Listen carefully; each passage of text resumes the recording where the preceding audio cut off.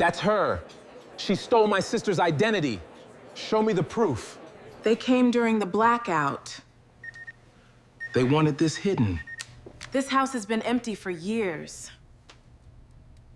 Then who's been watching us? Samuel Adams was 44, a quiet financial consultant from Naperville, Illinois.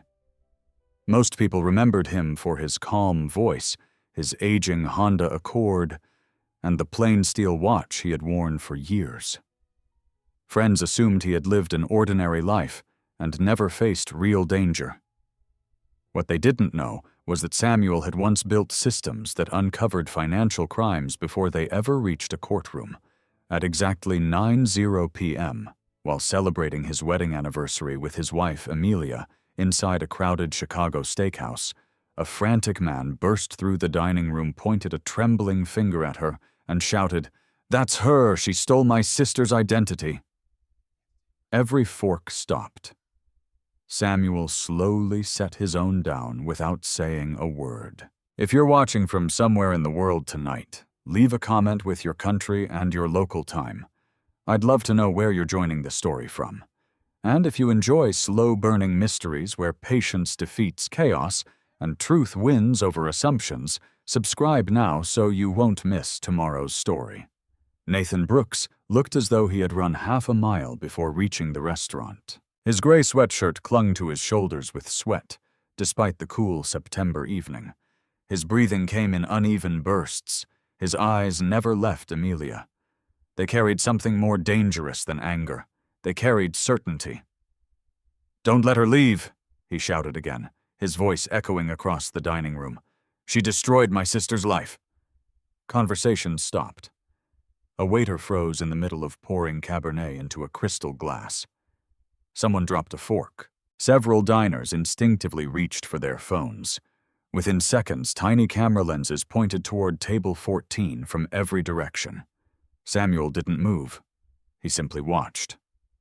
The stranger's hands trembled, but not randomly. His left hand shook harder than his right. His breathing was irregular, suggesting exhaustion rather than intoxication. His shoes were dusty, his jacket wrinkled, but his leather document case looked expensive and carefully maintained. Samuel noticed all of it before speaking a single word. Emilia slowly stood. "I think you've mistaken me for someone else," she said quietly. Nathan laughed. It wasn't the laugh of a man enjoying humiliation. It sounded closer to relief. "I've been looking for you for 6 years," he said. 6 years. The hostess hurried toward them. "Sir," she said carefully, "I'm going to have to ask you to lower your voice." Nathan ignored her. He reached inside his document case. Half the restaurant visibly stiffened. Instead of a weapon, he removed a thick manila folder. He slammed it onto Samuel and Emilia's table. Photographs scattered across the white tablecloth. One landed beside Samuel's untouched steak. Another slid against Emilia's wine glass. Nathan grabbed one photograph and held it high enough for nearby diners to see. "Tell them," he demanded. "Tell every single person here this isn't you." Emilia stared. Her face slowly lost color. The woman in the picture looked remarkably similar. Same dark hair, same smile, nearly identical eyes. Only the hairstyle looked different, and the clothing belonged to another decade. Emilia whispered, "I've never seen this photograph." Nathan stepped closer. "My sister's name was Rebecca Brooks." His voice cracked. "She died believing you stole everything from her." A murmur spread through the dining room. Someone whispered, "Oh my God." Another customer quietly said, "This is insane." Phones continued recording. Samuel still hadn't touched the photographs. Instead, he looked at Nathan. People usually stared at evidence. Samuel studied the person presenting it. Nathan's pupils remained steady. His eyes watered naturally. There were no rehearsed pauses, no exaggerated gestures. Whatever Nathan believed, he believed it completely. That mattered, because sincere people could still be terribly wrong. The restaurant manager, a tall man wearing a black suit with a silver name tag reading Michael Harris, arrived with 2 security employees. "Sir," Michael said calmly, "let's step outside." Nathan shook his head. "No. You are disturbing our guests." "I don't care." He pointed toward Emilia again. "She ruined my family while people like you served her expensive dinners." Emilia looked toward Samuel. Her eyes silently asked the question everyone else already had. "Why aren't you saying anything?" Samuel met her gaze for only a second. His expression never changed. That alone helped her breathe again. He wasn't ignoring her. He was thinking. Nathan reached back into the folder. He removed several photocopies. Driver's licenses, medical forms, insurance documents, old utility bills. Each one appeared professionally organized. "You changed your name," Nathan said. "You erased Rebecca. You became Emilia Adams." The accusation landed heavily. A woman seated nearby slowly shook her head with obvious disgust. An older man muttered, "People think they can get away with anything." The judgments formed almost instantly. Evidence hadn't been examined.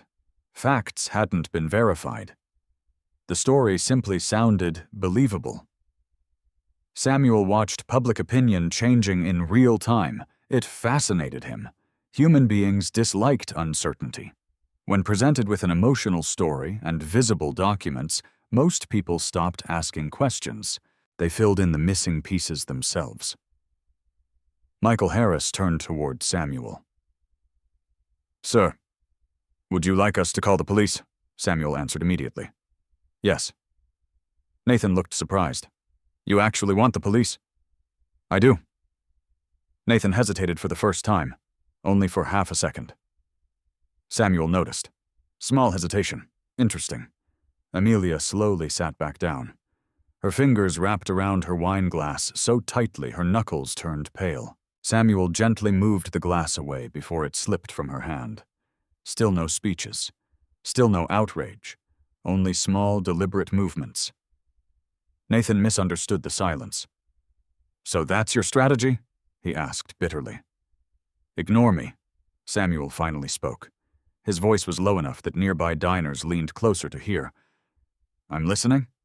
Nathan frowned. "What?" "I'm listening to everything you're saying."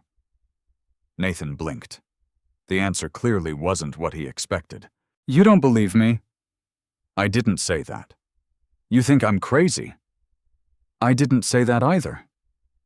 Nathan became visibly frustrated. "Then say something." Samuel looked at the photographs for the first time. He picked one up carefully by the corner. No fingerprints across the image. Old habit. He studied it for nearly 15 seconds. The woman certainly resembled Emilia, enough that strangers would immediately assume they were the same person. But resemblance alone proved nothing. Samuel turned the photograph over. Blank, no date, no developer stamp, no handwritten note. Interesting. He placed it back exactly where he found it. Nathan immediately produced another photograph. This one showed the same woman standing beside a young girl outside what appeared to be a courthouse. Again, no date, no identifying information. Samuel noticed the courthouse architecture, Indiana limestone, federal style, possibly Illinois, possibly Wisconsin. Impossible to know without more context. Nathan mistook Samuel's silence for surrender. "You recognize them now?" Samuel ignored the question. Instead, he asked his own. "When were these photographs taken?" Nathan answered immediately. 2006. "Who took them?" "My father." "Is he alive?" Nathan hesitated. "No." "Who has possessed these photographs since then?" Nathan frowned. "What difference does that make?" Samuel simply waited. The silence stretched. Finally, Nathan answered. "My mother kept them until she died." "And after that?" "I did." Samuel nodded once. "Nothing more." Several people exchanged confused looks. They expected shouting. Instead, they were watching what sounded almost like an interview. Sirens echoed faintly outside. Blue lights reflected against the restaurant's front windows. 2 Chicago police officers entered, Officer Melissa Grant, Officer Daniel Ortiz. Both immediately assessed the crowded room. Michael Harris walked toward them.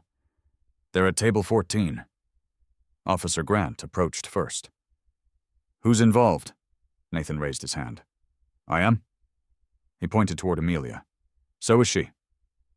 Officer Grant looked toward Samuel. "And you?" "I'm her husband." "What happened?" Nathan immediately began speaking over everyone else. "She stole my sister's identity years ago." Officer Grant raised one hand. "One person at a time." Nathan reluctantly stopped. The officer turned toward Emilia. "Ma'am, I've never met this man before tonight." Officer Grant nodded. Then she looked at Samuel. "Sir," Samuel answered in exactly 7 words, "I'd like to examine every document first." Officer Grant stared at him before making any statements. Nathan scoffed. "Why?" Samuel slowly closed the manila folder. Then he looked directly into Nathan Brooks' eyes for the first time since the confrontation began. His voice remained calm. "Because if you're telling the truth," Samuel said, "I intend to find the person who actually destroyed your sister." The entire restaurant fell silent again. Nathan's expression changed. Not to relief, not to anger, to confusion. For the first time that night, certainty gave way to doubt.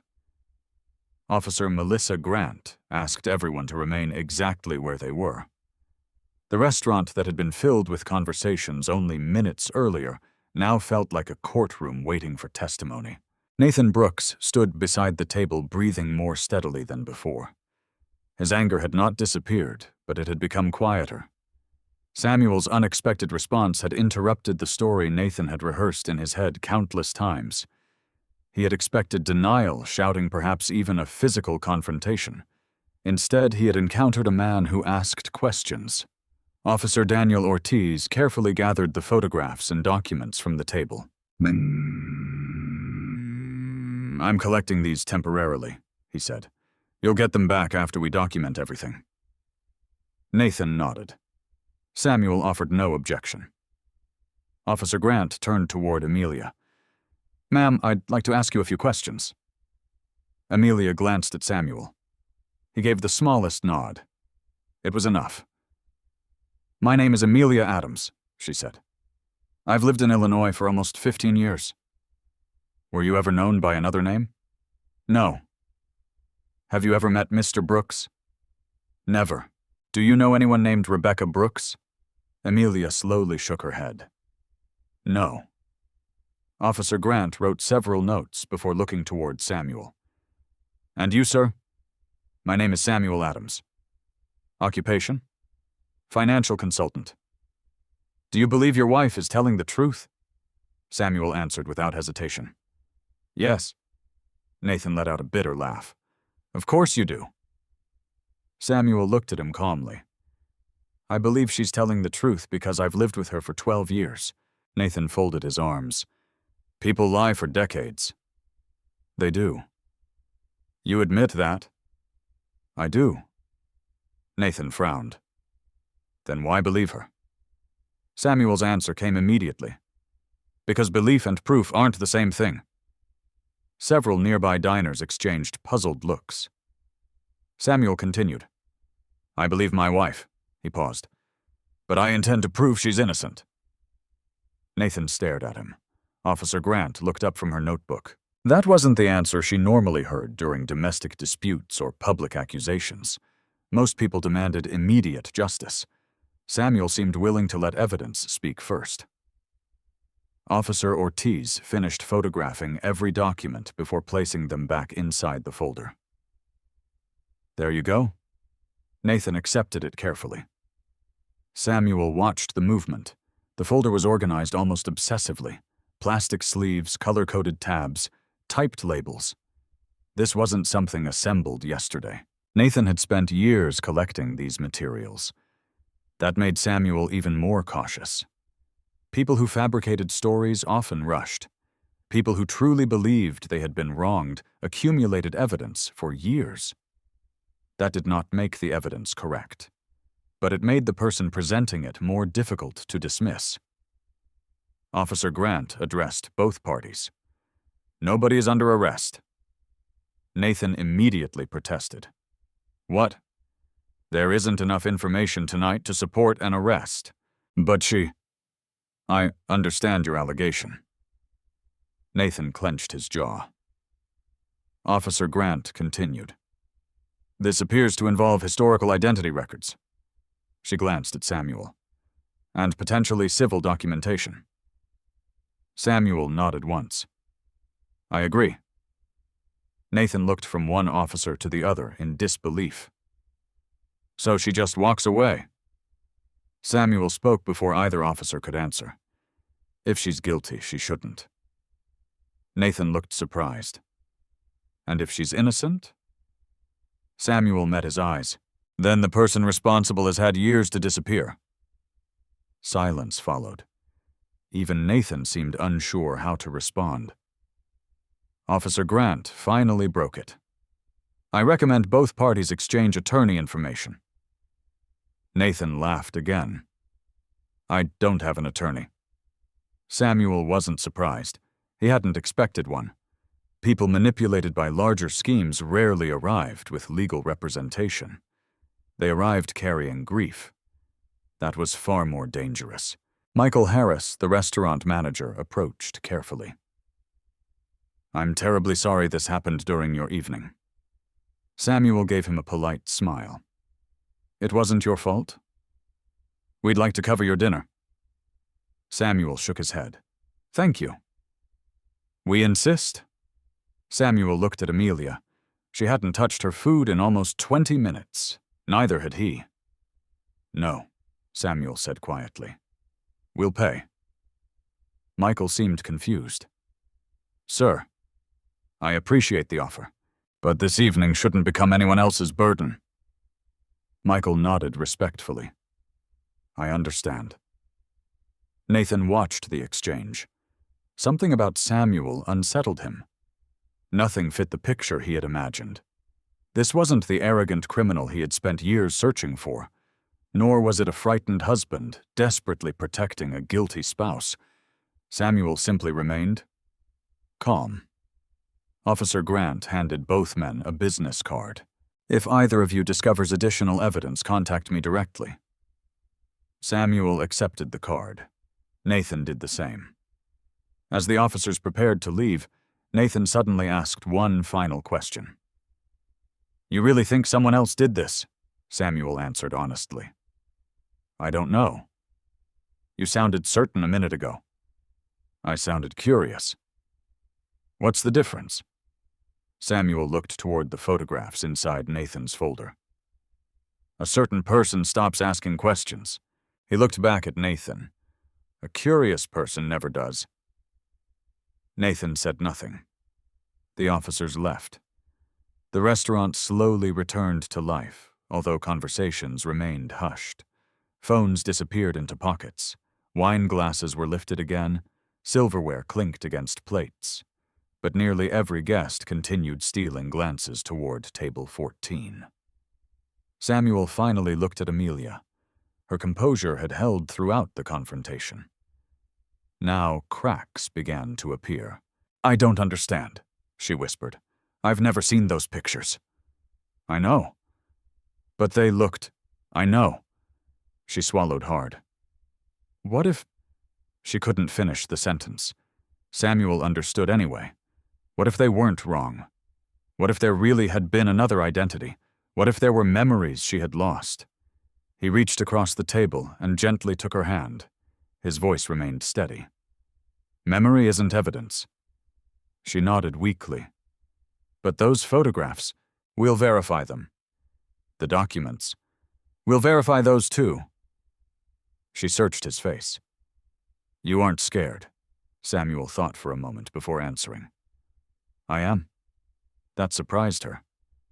"You are?" I'm afraid of reaching conclusions too early. Emilia stared at him. Most husbands would have promised everything was fine. Samuel refused to promise what he could not yet prove. Instead, he promised something else. We're going to find the truth. She squeezed his hand. What if the truth hurts? Samuel looked toward the restaurant windows, where the flashing police lights had already disappeared into Chicago traffic. Then we'll deal with the truth. He paused. But we won't deal with assumptions. Their dinners had gone cold. Neither of them noticed. Samuel asked the waiter for a small cardboard box. The waiter looked confused. You'd like these wrapped? Yes. Neither intended to eat them later. Samuel simply wanted everything left exactly as it was. Unfinished dinners, half-filled glasses, the receipt showing the exact time. Every detail belonged to the timeline now. As they walked toward the exit, Samuel stopped beside the hostess stand. Excuse me? The hostess looked up nervously. Yes, sir. Does your security system record the dining room? It does. How long are recordings retained? Usually 90 days. Samuel nodded. I'd appreciate it if tonight's footage wasn't overwritten. She looked uncertain. I'll have to ask management. Please do. Michael Harris, overhearing the conversation, immediately stepped forward. I'll preserve everything. Thank you. Samuel extended his hand. Michael shook it. I have a feeling, Samuel said quietly, that tonight is only the beginning. Outside, the September air felt colder than before. Traffic rolled steadily along North Wabash Avenue. The city looked exactly the same. Their lives did not. They climbed into Samuel's aging Honda Accord. For nearly 5 minutes, neither spoke. Samuel started the engine, but didn't shift into drive. Instead, he opened the small notebook he always kept in the center console. He wrote one line. 9:0 p.m., first accusation. Then another. Nathan Brooks believes every word. He closed the notebook. Emilia watched him. What are you doing? Samuel looked ahead through the windshield. I'm building a timeline. She frowned. Already, he nodded. The first version is always the closest to the truth. He started the car. As they pulled away from the restaurant, Samuel already knew one thing with complete certainty. He would not spend tomorrow defending Emilia. He would spend tomorrow investigating everyone. Including her, neither Samuel nor Emilia slept much that night. They arrived home shortly after 11. Their 2-story brick house in Naperville usually represented peace. Every room carried memories accumulated over 12 years of marriage, the framed vacation photographs in the hallway. The herb garden Emilia carefully maintained behind the kitchen. Samuel's modest home office overlooking the backyard. Tonight, however, every familiar object felt strangely distant. As soon as they stepped inside, Emilia quietly removed her shoes and walked towards the living room. Samuel did not. He headed directly upstairs. His office door closed behind him. Emilia knew better than to interrupt. Whenever Samuel encountered a difficult problem, he never began with opinions. He began with order. Inside the office, Samuel removed a black notebook from a locked drawer. Unlike the small notebook in his car, this one contained investigations. Each page followed exactly the same format. Facts, unknowns, assumptions. Never allow assumptions into facts. That sentence appeared at the top of every investigation he had ever conducted. He wrote the date. September 18th, 9:0 p.m. public accusation. Subject, 1 Emilia Adams. Subject 2, Nathan Brooks. Subject 3, Rebecca Brooks. He stopped. Then he deliberately crossed out the word victim that he had almost written beside Rebecca's name. Too early. Nobody earned labels until evidence supported them. He leaned back in his chair. The room remained perfectly silent except for the ticking of an old wall clock. His steel wristwatch matched it almost exactly. People often joked that Samuel owned the cheapest watch among financial consultants in Chicago. Few realized why he kept wearing it. The watch had never once lost a second. Reliable tools mattered more than expensive ones. His phone vibrated. One text message, Officer Melissa Grant. She had attached a photograph of her business card along with a brief note. "If you decide to file additional documentation, contact me before noon tomorrow." Samuel appreciated efficiency. He replied with only 4 words. "Thank you. I probably will." Downstairs, Emilia sat alone on the couch. She stared at nothing. Eventually, Samuel joined her carrying 2 cups of tea. She accepted one without speaking. For several minutes, they simply listened to the rain beginning outside. Finally, Emilia broke the silence. "You said you were going to investigate everyone." Samuel nodded. "I meant it." "Even me?" "Yes." She looked down at her cup. "Doesn't that bother you?" "It would bother me more if I didn't." She looked confused. Samuel continued gently. "If I refuse to examine every possibility because I love you, then I stop being objective." "You think I could be lying?" "I think memory can fail." She looked offended for only a moment. Then she remembered the photographs. "They really looked like me." "They resembled you. Is there a difference?" "There always is." Samuel picked up his notebook. "I want to ask you several questions." She managed a tired smile. "Like the police?" "Worse." She laughed quietly for the first time that evening. He opened the notebook. "When exactly did you first move to Illinois?" "Spring of 2011. "From Indianapolis." "Before that?" "Columbus, Ohio." Samuel wrote every answer. "What elementary school?" she answered. "What high school?" she answered again. "College?" She answered immediately.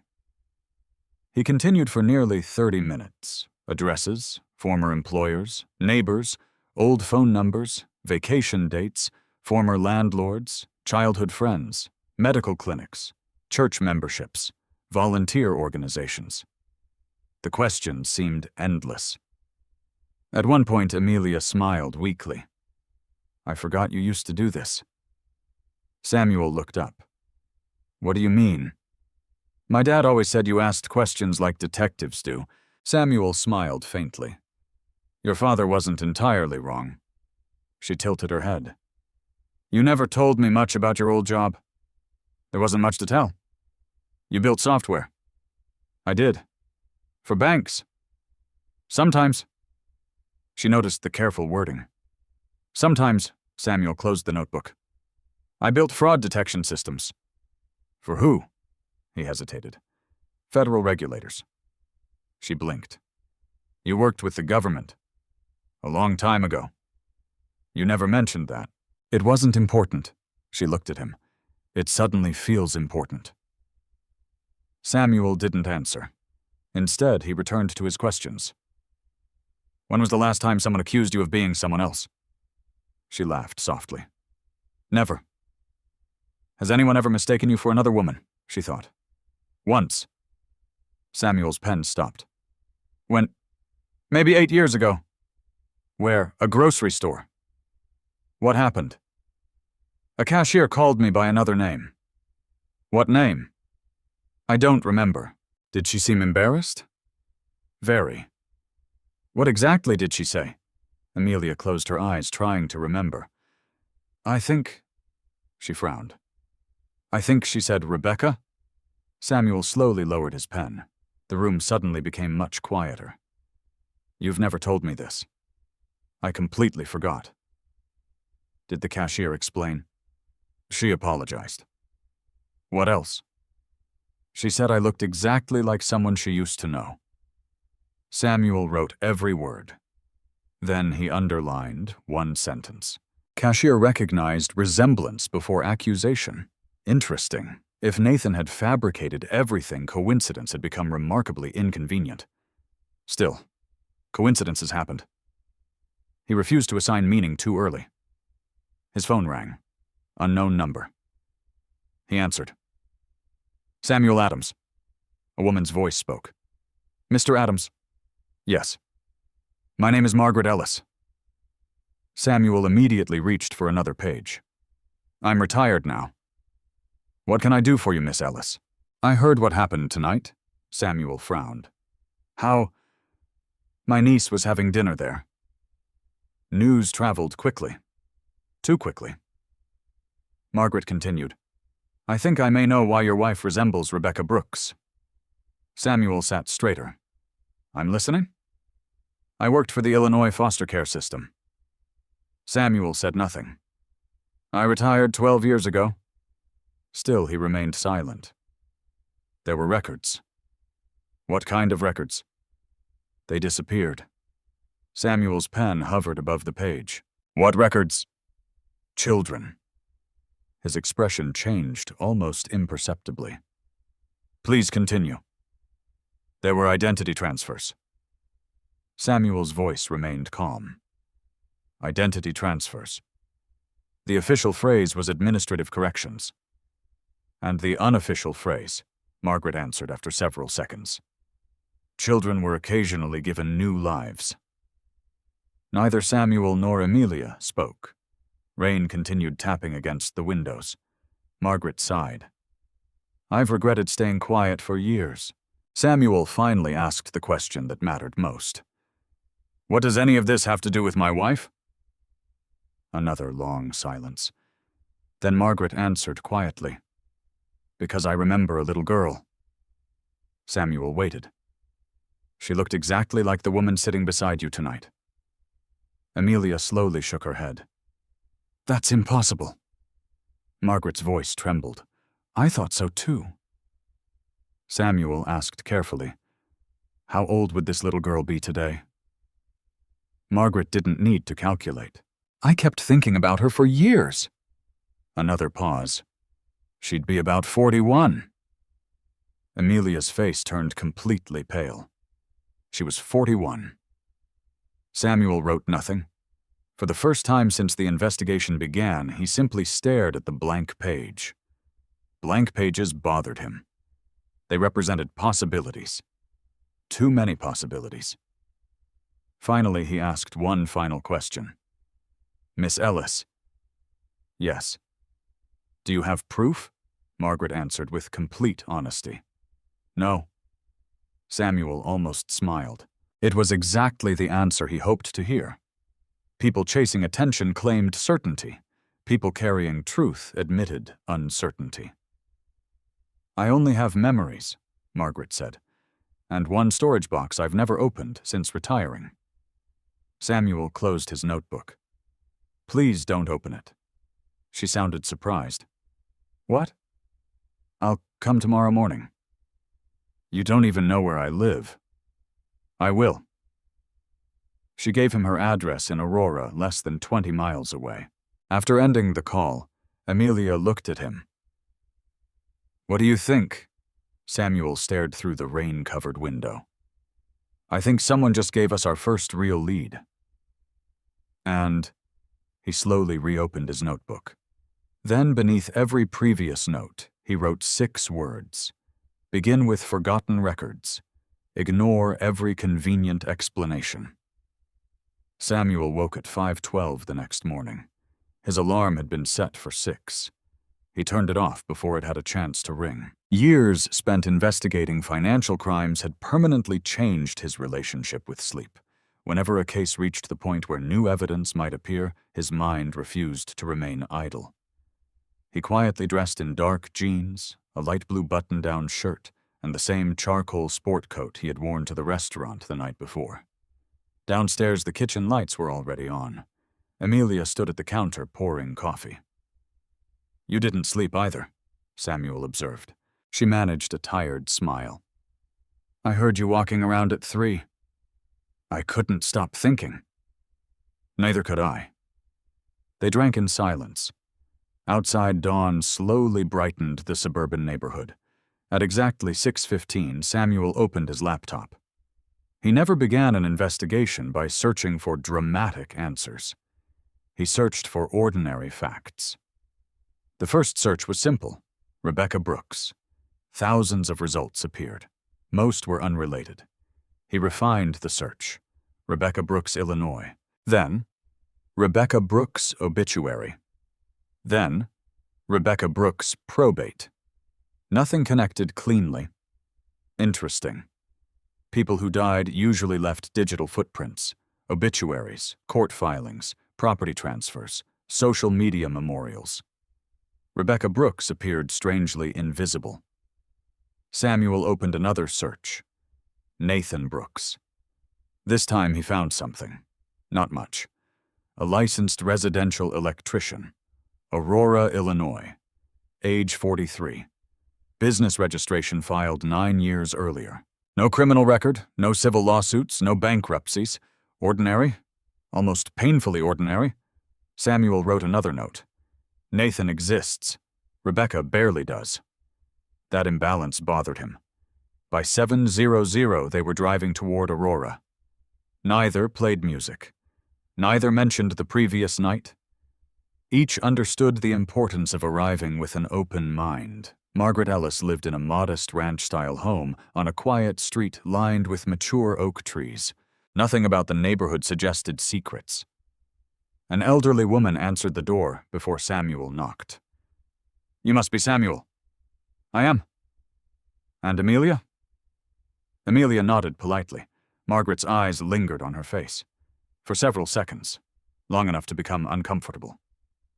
Finally, the older woman whispered almost to herself. "My God!" Emilia looked away. "I've heard that twice in 12 hours. Margaret stepped aside. "Please come in." The house smelled faintly of old books and lavender. Framed photographs covered nearly every wall. Children, grandchildren, retirement parties, community events, an ordinary life. Margaret led them into a small study. Against one wall sat a gray metal filing cabinet. Beside it rested a faded cardboard storage box sealed with brittle packing tape. "I haven't touched it since I retired," she said. Samuel noticed dust covering the lid. No fingerprints, no recent disturbance. Good. Untouched evidence carried more value. "May I?" he asked. Margaret nodded. Samuel slipped on a pair of thin nitrile gloves from his jacket pocket. Margaret smiled. "I wondered if you'd do that." "I always do." He carefully cut the tape. Inside lay dozens of old manila folders, each labeled by year. Samuel looked toward Margaret. "What exactly did you do?" "I supervised placement reviews." "For foster children?" "Yes." "And adoption records?" Samuel slowly nodded. The system suddenly seemed larger than he had first imagined. He selected one folder at random. Inside were handwritten placement notes, medical summaries, school reports. Everything had been organized with remarkable care. Margaret watched him. "I kept copies because our office lost records more often than it should have." "Lost?" "They called it administrative error." "You didn't believe that?" "No." Samuel continued reading. Every page carried signatures, dates, case numbers, nothing immediately connected to Emilia. He opened another folder, then another. Nearly 40 minutes passed. Emilia quietly helped organize documents into neat stacks. Margaret occasionally explained unfamiliar abbreviations. No one hurried. Samuel had learned long ago that rushed investigators often overlooked the page that mattered most. At 8:03, something finally caught his attention. A folder marked Confidential Transfer. There was no year written on it, only initials. R.B. Samuel carefully removed the first page. Placement authorization. Juvenile case. Name partially blacked out. Date partially missing. Several pages appeared to have been photocopied decades earlier. The quality was poor. Someone had intentionally obscured portions of the information.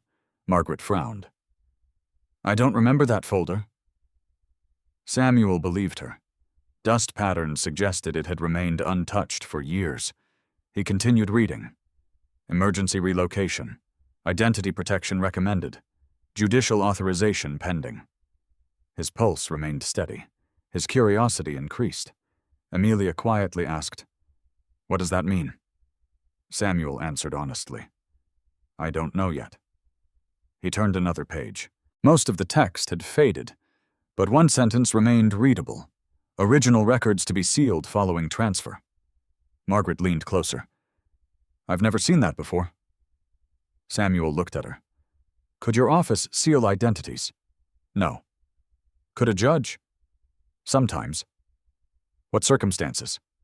She thought carefully. "Children in extreme danger. Witnesses. Abuse. Organized crime." Samuel made another note. Possible legal identity reassignment. Still, nothing connected directly to Emilia. He refused to make that leap. The next document changed everything. Not because of what it said, because of what it contained. Attached to the upper corner by a rusted paperclip was an old instant photograph. The colors had faded badly. A little girl stood beside a social worker outside a county building. Samuel looked at Emilia, then back at the picture. Again, then once more. The resemblance was undeniable. Same eyes, same chin, same smile. Emilia slowly covered her mouth. She couldn't continue. Margaret whispered, "That's the girl." Samuel flipped the photograph over. Unlike Nathan's photographs, this one contained writing. Blue ink. Case RB-17. June 4th. Verified transfer. Samuel stared at the final two words. Verified transfer. This photograph carried something Nathan's evidence lacked. Context. He immediately compared it with the copies from the restaurant in his mind. Nathan's photographs had no dates, no case numbers, no notes. This one had all three. That difference mattered enormously. Samuel asked Margaret, "Who wrote this?" She adjusted her glasses. "I think," she leaned closer, "that handwriting belongs to Helen Crawford." "Who was she?" "My supervisor." "Alive?" Margaret's expression fell. "I don't know. I lost contact after retirement." Samuel photographed every document with his phone, not because he distrusted Margaret, because evidence should never depend upon memory. As he finished, the doorbell rang. Everyone looked toward the hallway. Margaret frowned. "I wasn't expecting anyone." She walked to the front door. A moment later, her voice echoed through the house. "Samuel." There was something unusual in her tone. Samuel stepped into the hallway. Standing on the porch was Nathan Brooks. He looked just as surprised. "You?" Nathan asked. Samuel remained calm. "I could ask you the same question." Nathan looked past Samuel and noticed Emilia inside the house. His face immediately hardened. "What are you doing here?" Before Samuel could answer, Margaret spoke. "I invited them." Nathan slowly turned toward her. "You know them?" "No." "Then why?" Margaret took a deep breath. "Because I think all of you have been searching for the wrong enemy." Nathan's jaw tightened. "I've spent 6 years searching." "I know." "And now you're defending her." "I'm defending evidence." Nathan looked at Samuel. For several seconds, neither man spoke. Then, Nathan reached into his own leather document case. Samuel instinctively watched his hands. Nathan removed a single envelope. "I almost didn't bring this." Samuel accepted it carefully. Inside was another photograph. Unlike every previous one, it showed Rebecca Brooks as an adult, standing beside an older woman. On the back was a handwritten note. "If anything happens to me, find Helen." Samuel slowly looked up. "Helen Crawford." Nathan's eyes widened. "How do you know that name?" Samuel closed the envelope. Then he glanced toward the study, where the faded photograph still rested on the desk beside the confidential transfer file.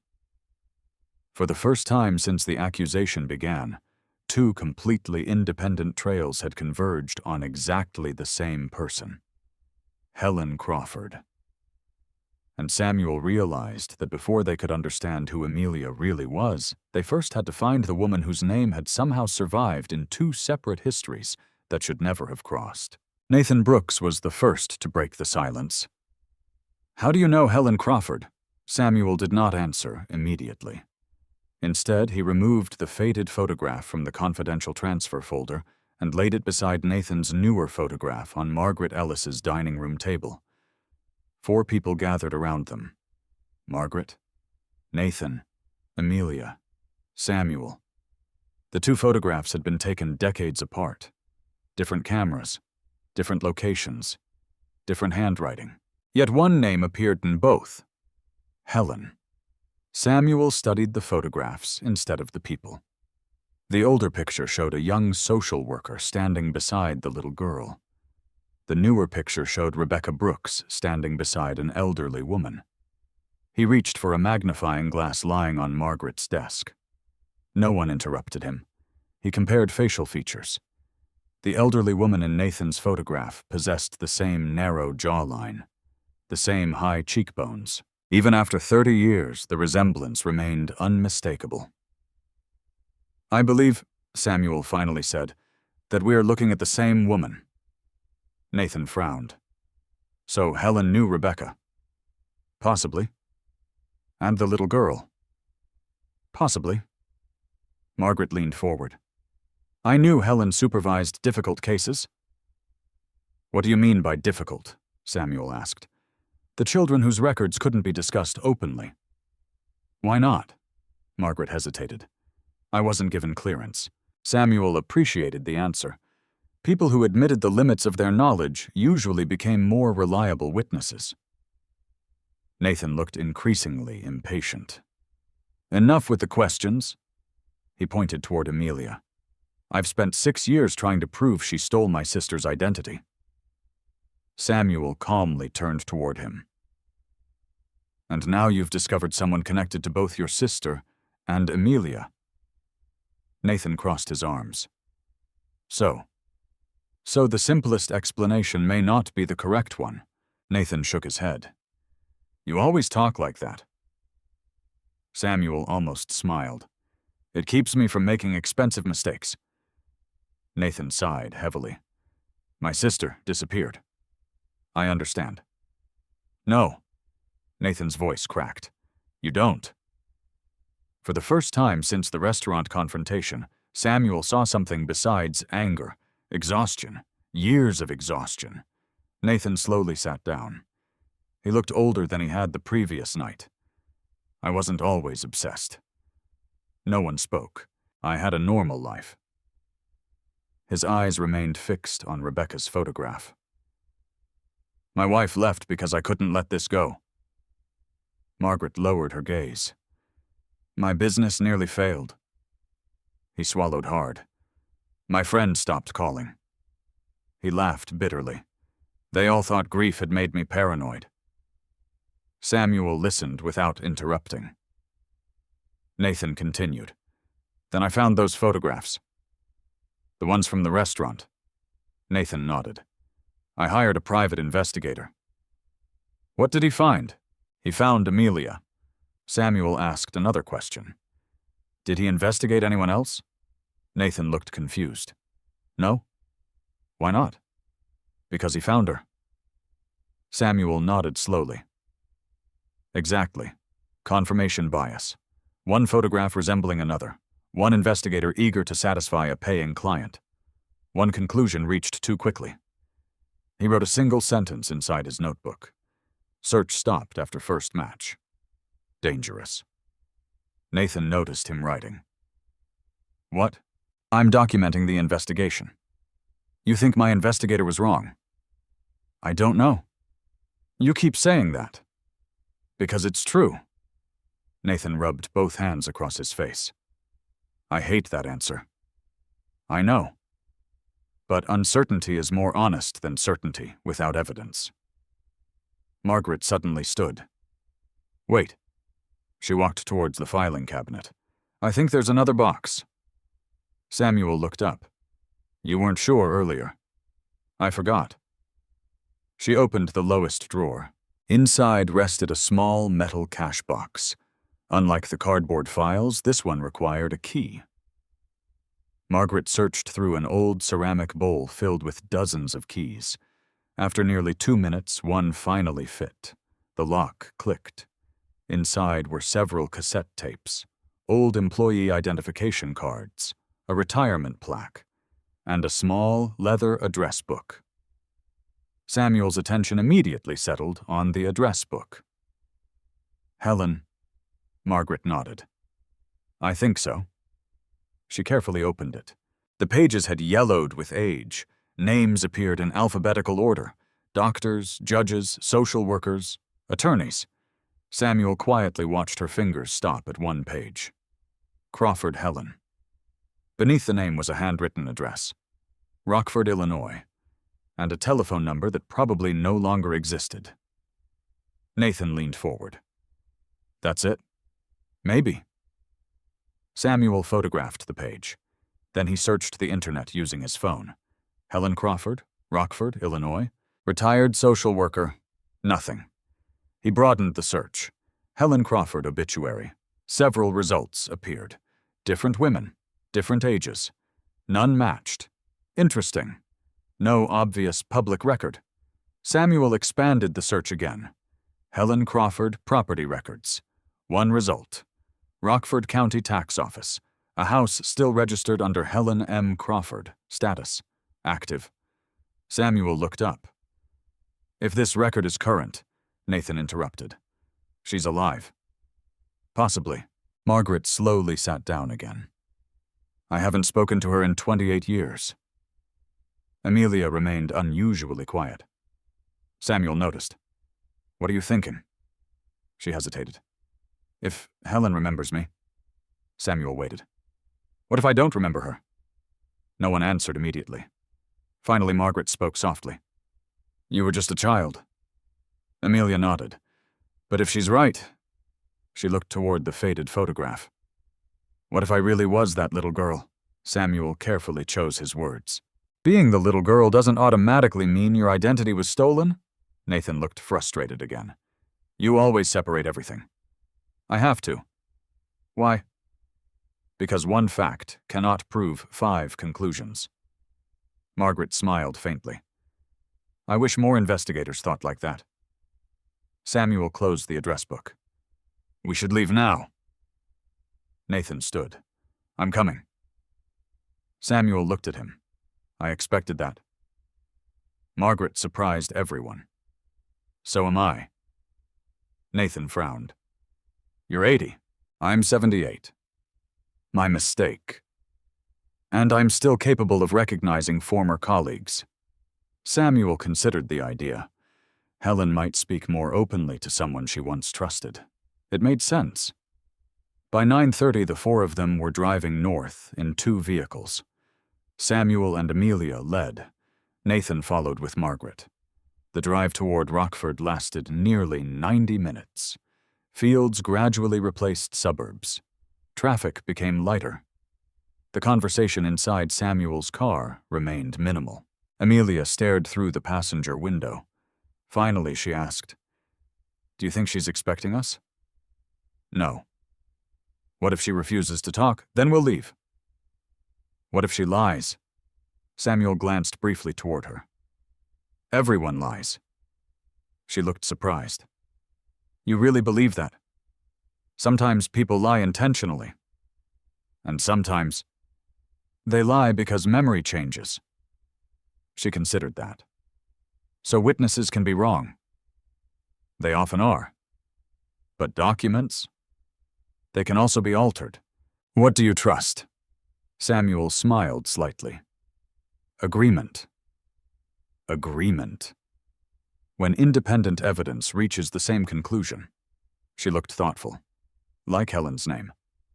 Exactly. The photographs. Exactly. Margaret's memory. Exactly. For the first time, unrelated sources overlap. The highway curved west. Samuel noticed Nathan's pickup truck remaining close behind.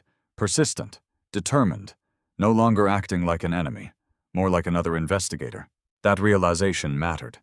The case had quietly changed. Yesterday, Samuel believed he needed to defend Emilia from Nathan. Today, both men were driving toward the same destination, searching for the same answers.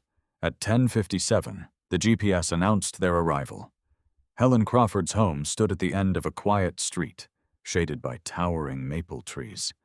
It was an old white farmhouse with a wide front porch. The lawn had been carefully maintained. Flower beds lined the walkway. Someone clearly still lived there. Samuel parked. No one hurried to leave their vehicles. For several seconds, all four simply looked toward the house. Nathan finally whispered, 6 years. Samuel turned. What? I've searched for 6 years.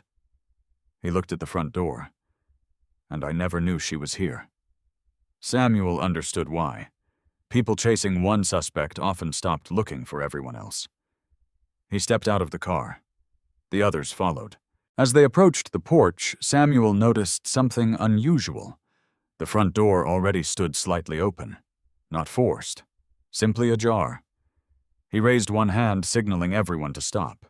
Nathan immediately noticed the change in Samuel's expression. What is it? Samuel looked toward the narrow opening. I don't know. He listened carefully. No voices, no television, no footsteps. Only the distant sound of wind moving through the trees. Samuel walked onto the porch alone. He knocked firmly. Miss Crawford. No response. He knocked again. Still nothing. Then, from somewhere inside the house, a telephone began ringing. It rang once, twice, 3 times. No one answered. Samuel slowly pushed the front door another inch. The silence inside felt far louder than the ringing phone. And at that moment, every instinct he had developed during years of fraud investigations told him exactly the same thing. Someone else had reached Helen Crawford before they had. Samuel did not enter the house. He stepped backward from the open door and removed his phone. Nathan immediately moved toward the porch. Samuel raised one hand. Stay where you are. Nathan stopped. If Helen is inside, we don't know what's inside. She could need help. She could. Samuel dialed 911. The dispatcher answered almost immediately. Samuel gave the address, explained that the front door was open, and stated that the resident was elderly and had not responded to repeated knocks. He did not mention identity transfers. He did not mention Rebecca. He did not mention the 30-year-old photographs. Unverified theories distracted emergency responders. Facts brought them faster. The telephone inside stopped ringing. Silence returned. Emilia stood near the walkway with both arms wrapped around herself. Margaret remained beside Nathan's truck, staring at the farmhouse. I should have called her, Margaret whispered. Samuel looked toward her. When years ago.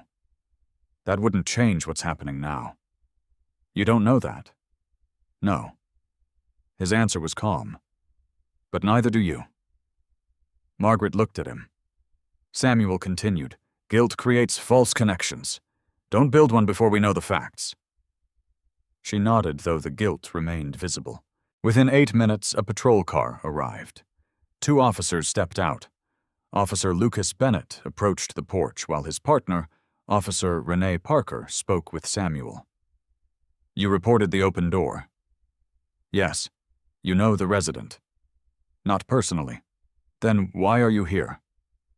Samuel handed her the address book photograph on his phone. We were trying to contact Helen Crawford regarding historical records. What kind of records? Foster care documents. Officer Parker studied Samuel's face. Are you an attorney? Numbrain's police officer. No. What exactly are you, a financial consultant? Nathan made a sound that was almost a laugh. Officer Parker glanced toward him. Samuel added, I previously worked in fraud investigation. That explains the gloves. She had noticed the nitrile gloves protruding from his jacket pocket. Officer Bennett called from inside. Clear entryway. Officer Parker drew her weapon and followed him into the house. The 4 visitors waited outside. No one spoke. Every second lengthened. A bird landed on the porch railing, remained there, briefly, then flew away. Nathan stared through the doorway. If she's dead. Samuel did not respond. Nathan turned toward him. You think she is? I don't know, you always hide behind that. Samuel met his eyes. No, I stand behind it. Nathan looked away. Several minutes later, Officer Parker returned. Her weapon had been holstered. There's no one inside. Margaret exhaled. Emilia asked, Is there any sign of what happened? The house appears disturbed. Samuel's expression changed. How desk drawers open, papers on the floor, a broken cabinet, burglary possibly. Was anything taken? We can't determine that yet. Nathan stepped forward. We need to see inside. No, there may be evidence about my sister. Officer Parker's voice hardened. This is now a potential crime scene. Nathan started to argue. Samuel interrupted. She's right. Nathan turned angrily. You came all this way, and entering now could destroy exactly what we came to find. That stopped him. Officer Parker looked at Samuel with mild approval. We're requesting detectives and a crime scene unit.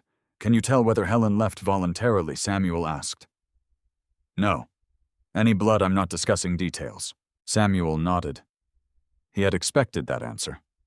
Officer Bennett emerged carrying a small, cordless telephone inside a transparent evidence bag. Officer Parker looked toward him.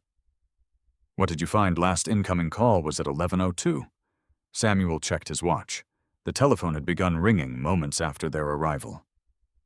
Officer Bennett continued. Blocked number. Samuel said nothing, but he wrote the time inside his notebook. 11:02 a.m. incoming call coincides with arrival. Possible surveillance, possible coincidence. Nathan watched him. You think someone called to see whether we'd arrived? I think a blocked number called at 11:02. That's the same thing. No. Samuel closed the notebook. One is evidence. The other is interpretation. A dark sedan pulled up 20 minutes later. Detective Alicia Moreno stepped out. Samuel recognized her before she reached the porch. He had not seen her in 7 years. She was now in her late 30s. With sharp eyes, a composed expression, and the same purposeful walk he remembered from federal banking investigations. She stopped when she saw him. Samuel Adams, Alicia Moreno. Nathan looked between them. You know each other? Alicia ignored the question. What are you doing at my scene? Samuel answered carefully. Looking for Helen Crawford. So is someone else. That sentence changed the atmosphere immediately. Officer Parker looked toward Alicia. You found something. Alicia held up a sealed plastic evidence sleeve. Inside was a torn piece of paper, found beneath the overturned desk. Samuel could read only part of the handwritten message. Do not contact the Adams woman. Nathan moved closer. The Adams woman. Alicia raised the sleeve out of his reach. Back up. Nathan obeyed. Her attention shifted toward Emilia. You're Emilia Adams, yes. Alicia studied her face for several seconds. The reaction was familiar now. Recognition without certainty. Alicia turned toward Samuel. This involves your wife, possibly. What do you know? Not enough. Alicia almost smiled. You haven't changed? I hope not. She looked at his notebook. You still separate facts from assumptions? Always. Good. She motioned toward the side yard. Walk with me? Samuel followed her away from the others. They stopped beneath a maple tree where their conversation could not be easily overheard. Alicia spoke quietly. Helen Crawford's car is missing. Any indication when she left, a neighbor saw it yesterday evening, driven by Helen. The neighbor couldn't see the driver. Samuel considered that. Signs of forced entry, no. So whoever entered may have had a key. Or Helen opened the door. Alicia watched his reaction. Now tell me why you're here. Samuel gave her the shortened version. Nathan's accusation, Rebecca Brooks, Margaret's files, the confidential transfer, The matching photographs. Helen's name appearing independently in 2 sources. Emilia listened without interrupting. When Samuel finished, she asked, "Where are the original documents with Margaret Ellis?" "Not anymore." Samuel looked toward the driveway. Margaret was standing beside Nathan. Her leather bag rested against the truck. The confidential transfer folder was inside it. Emilia followed his gaze. "I'll need them." Samuel nodded. "That's reasonable. You don't object evidence should be preserved." Emilia studied him again. "You really haven't changed." She walked back toward the group. Margaret reluctantly surrendered the folder. Nathan handed over his photograph of Rebecca and Helen. Emilia placed everything into separate evidence sleeves. Then she asked Nathan a question. "How did you know to come to Margaret Ellis's house this morning?" Nathan frowned. "What you arrived after the Adamses. She called me." Margaret immediately shook her head. "No, I didn't." Everyone became still. Nathan looked genuinely confused. "Yes, you did. I have never called you." Nathan removed his phone. The call came at 7:46. He opened the call history and showed Emilia. Unknown number. 6-minute duration. Emilia asked, "What did the caller say?" Nathan's face slowly lost color. "She said she was Margaret Ellis. What exactly did she tell you that she had information about Rebecca? And she gave me the address." Margaret whispered, "Someone wanted you there." Samuel looked toward the farmhouse. Then toward the blocked call recorded at 11:02. 2 anonymous calls. One bringing Nathan to Margaret. One arriving when all 4 reached Helen's home. A pattern was forming. Emilia looked at Samuel. "You see it too." He nodded. "Someone is moving us." Nathan stared at him. Toward what Samuel looked at the torn warning inside Emilia's evidence sleeve. "Do not contact the Adams woman." Then he noticed something written faintly beneath the torn edge. Only 3 words remained visible. "She is not." The rest had been ripped away. Samuel's voice became quieter. "I don't know what we're being moved toward." He looked at Emilia. "But I think Helen was trying to warn someone that Emilia is not who Nathan believes she is." Emilia sealed the evidence sleeve. "And until we find the missing half of that message, we won't know whether that warning protects her." She looked toward the empty house. Or protects everyone else from her. Emilia Moreno did not allow anyone to leave immediately. She separated them. Margaret waited with Officer Parker near the patrol car. Nathan stood beside his truck with Officer Bennett. Emilia remained near the maple tree. Samuel was taken to the far end of the driveway. The arrangement was deliberate. Witnesses who discussed events together often created a shared memory that never actually happened. Emilia knew that. So did Samuel. She opened a small notebook. "Start with the restaurant." Samuel gave her the entire sequence: the anniversary dinner, Nathan's entrance, the accusation, the photographs, the police response, his conversation with Emilia afterward, Margaret's call, the storage box, Nathan's unexpected arrival, the drive to Rockford. He included times whenever possible. Emilia rarely interrupted. When he finished, she asked, "What did you leave out?" Samuel looked at her. "Nothing relevant. That isn't what I asked." He understood. Investigators did not only conceal incriminating facts. Sometimes they concealed personal facts because they felt unrelated. Those omissions often mattered later. Samuel looked toward Emilia. "I investigated my wife." Emilia's expression did not change. How I questioned her about her childhood education, addresses, employment, family history, and unexplained encounters. Did she object? No? Did you find inconsistencies? One unusual memory?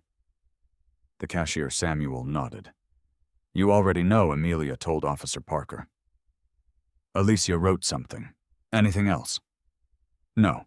Do you believe your wife Samuel took several seconds before answering? I believe she is telling me what she remembers.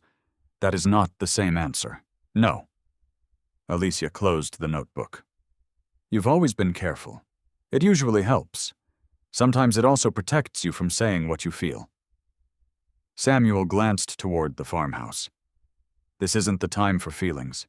It may become exactly that. Before he could respond, a crime scene technician stepped onto the porch. Detective Emilia walked over. Samuel remained where he was, but he watched their body language. The technician handed her a clear evidence bag. Inside was a small black device. Emilia examined it. Where under the living room cabinet, active, still transmitting. Samuel's attention sharpened. Emilia looked toward him. She knew he had understood. Someone had placed a listening device inside Helen's house. That changed the anonymous telephone call. The person who called at 11:02 might not have been guessing whether they had arrived. They might have been listening. Emilia returned to Samuel. You will not discuss this case by phone. I assumed that. No texts. Understood, no social media. I don't use it. Of course you don't. Nathan saw the evidence bag and approached despite Officer Bennett's warning. What is that? Emilia answered before Samuel could. A recording device. Nathan's face hardened. So someone was watching Helen. Listening, Emilia corrected. For how long we don't know. Who we don't know. Nathan turned toward Samuel. You were right. Samuel frowned. About what someone reached her first, that remains possible. Nathan stared at him. You could see the ocean and still call it a puddle. Samuel almost answered. Then Emilia suddenly spoke from behind them. Samuel. Her voice was quiet, but something in it made him turn immediately. She was staring at the front window of Helen's house. What there was a photograph. Emilia stepped closer. We're inside? You were never inside. I saw it through the window when we arrived. What photograph? Emilia pointed toward a narrow table visible through the glass. There was a silver frame beside the lamp. The table was now empty. Emilia looked at the crime scene technician. Did you collect a silver frame number? Samuel walked closer to the window without crossing the taped boundary. On the tabletop, a clean rectangular outline remained in the dust. Something had recently been removed. Emilia asked, What was in the picture? Emilia closed her eyes. I only saw it for a second. Don't guess. I'm not. She concentrated. 2 women. What ages? One was older. Helen, I don't know. The other, Emilia, opened her eyes. She looked like me. Nathan stepped forward. Rebecca. Emilia shook her head. I couldn't see clearly. Nathan's frustration returned. Then how do you know she looked like you? Because I noticed her before I noticed the open door. That answer mattered. People naturally noticed their own features reflected in strangers. Emilia turned to the technician. Photograph the dust pattern. Check every collected item again. The technician went back inside. Nathan looked through the window. If someone removed that frame, they wanted to hide the woman, or the location, Samuel said. Nathan turned. What a photograph contains more than faces. Samuel pointed toward the empty space. Background, clothing, date clues, objects, architecture. Emilia nodded. Good. Nathan muttered. I know what photographs contain. Samuel looked at him. Yesterday you treated resemblance as identity. Nathan said nothing. The criticism landed harder because it was true. At 1:18 p.m., Emilia received a radio call. Helen's vehicle had been found, an abandoned grocery store parking lot 12 miles away. No Helen, no visible damage. The driver's door was unlocked. Emilia gathered Samuel, Emilia, Nathan, and Margaret near the patrol car. You are all returning to the station. Nathan objected immediately. I want to see the car. No. It may contain evidence about Rebecca. It may contain evidence about a missing woman. She knew my sister, and that does not give you access to an active investigation. Nathan looked ready to argue again. Samuel stepped between them. Go to the station. Nathan glared at him. You don't control me. No. Samuel lowered his voice. But whoever called you this morning may be counting on your anger. Nathan's expression shifted. Samuel continued. You were directed to Margaret's home by a stranger. I know you then followed us here. Yes. If the caller wanted you emotional, visible, and close to evidence, you cooperated perfectly. Nathan's jaw tightened. The truth silenced him. They drove to the Rockford police station separately. Alicia placed them in different interview rooms. Samuel sat alone for nearly 40 minutes. No clock hung on the wall. No windows. Only a table, 2 chairs, and a camera in the upper corner. He used the time to organize the case mentally. Facts. Helen was missing. Her house had been disturbed. A listening device had been found. Her car had been abandoned. A photograph had been removed. Nathan had received a false call. A torn warning referenced the Adams woman. Unknowns. Who placed the device? Who impersonated Margaret? Who removed the photograph? Who drove Helen's car? What did the full warning say? Assumptions. Helen had been abducted. Helen was in danger. The removed photograph showed Rebecca. The warning referred to Emilia. Samuel stopped. That last assumption needed correction. The message said Adams woman. Everyone had automatically interpreted that as Emilia. But there was another possibility.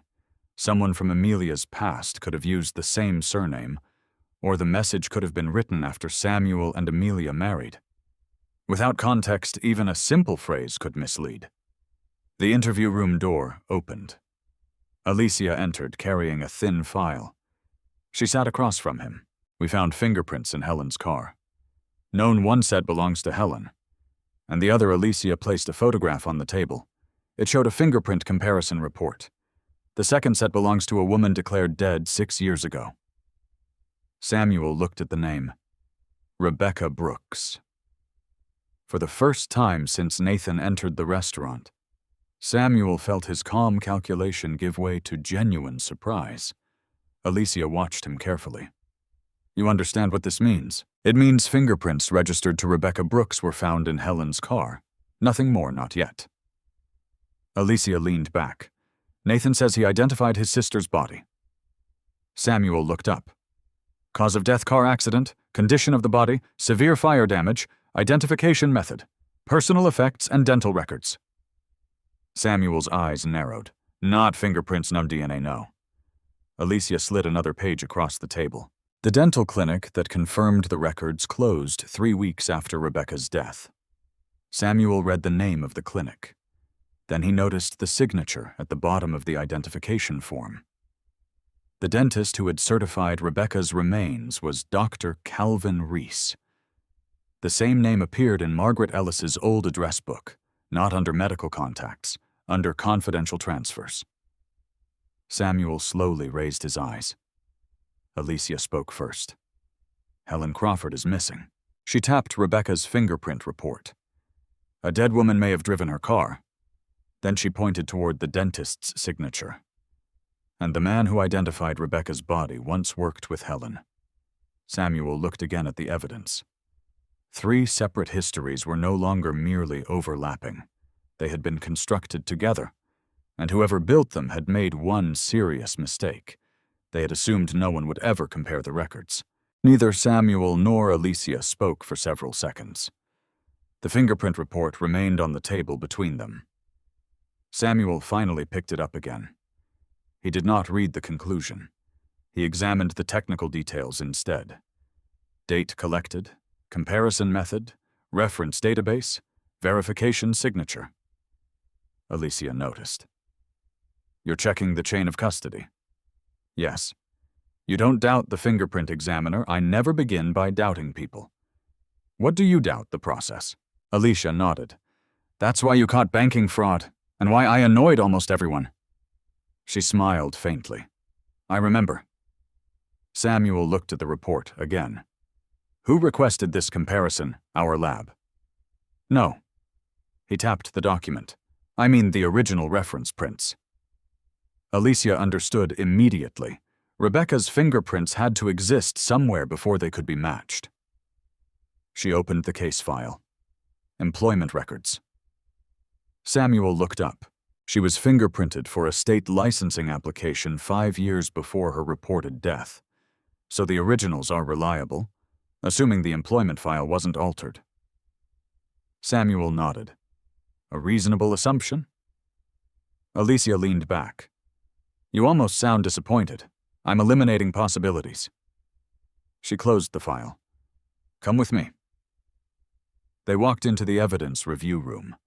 Several detectives were studying enlarged photographs from Helen Crawford's house.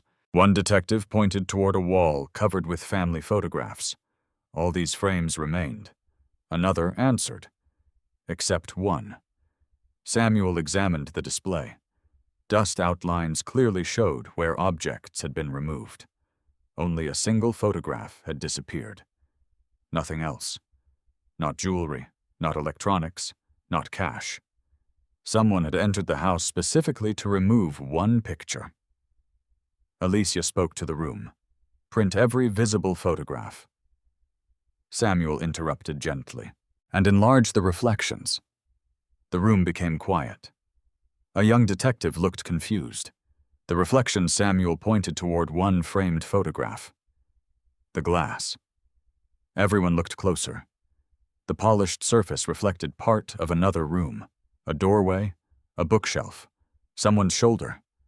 The original photographer had unintentionally captured much more than the family itself. Alicia immediately understood. High-resolution enhancement. One technician hurried away. Nathan, who had just been escorted into the room, looked surprised. You can really do that sometimes, Samuel replied. Sometimes a reflection records what the photographer never intended. Nathan stared at the wall of photographs. So the missing picture might still exist. Indirectly. Alicia looked toward Samuel. I'm beginning to understand why regulators hired you, Samuel answered quietly. They hired me because criminals often overlook ordinary details. An officer entered, carrying another evidence box. Detective, what is it? Items recovered from Helen's office desk. Inside lay ordinary objects. Pens, invoices, prescription bottles, a calendar. Samuel reached toward the calendar, then stopped. May I? Alicia nodded. He carefully turned each page. Appointments had been crossed out in blue ink. Doctor visits, church meetings, grocery reminders. Nothing unusual. Then he reached the current month. Every day contained handwriting. Except one. Yesterday. The entire square had been cut neatly out of the page. Not torn, cut. Samuel examined the edge. Scissors. Not accidental damage. Someone had deliberately removed one day's schedule. Nathan frowned. Can't they just erase it? Samuel shook his head. Not if someone else had already seen it. Nathan looked puzzled. Samuel explained. If Helen wrote an appointment yesterday, anyone visiting the house could have read it, so removing the page prevents later investigators from learning where she intended to go. Alicia quietly photographed the missing square. Good catch. Samuel continued turning pages. At the back of the calendar, tucked inside a transparent pocket, rested a folded receipt. Gasoline. Purchased 2 days earlier. Rockford. Time. 6:42 p.m. payment. Cash. Nathan shrugged. That doesn't tell us anything. Samuel looked at the address. The station is less than 2 miles from the abandoned grocery store. Alicia immediately called another detective. Search every business camera between the gas station and the parking lot. The detective hurried away. Nathan slowly exhaled. I keep missing things. Samuel looked at him. No, you just notice different things. Nathan laughed bitterly. That's a polite way of saying I rush. Samuel did not disagree. At that moment, another officer entered, carrying a cardboard archive box. We located Helen Crawford's personnel records. Alicia opened the folder. Employment history, performance evaluations, transfer documents, retirement paperwork. Near the bottom rested a list of professional contacts.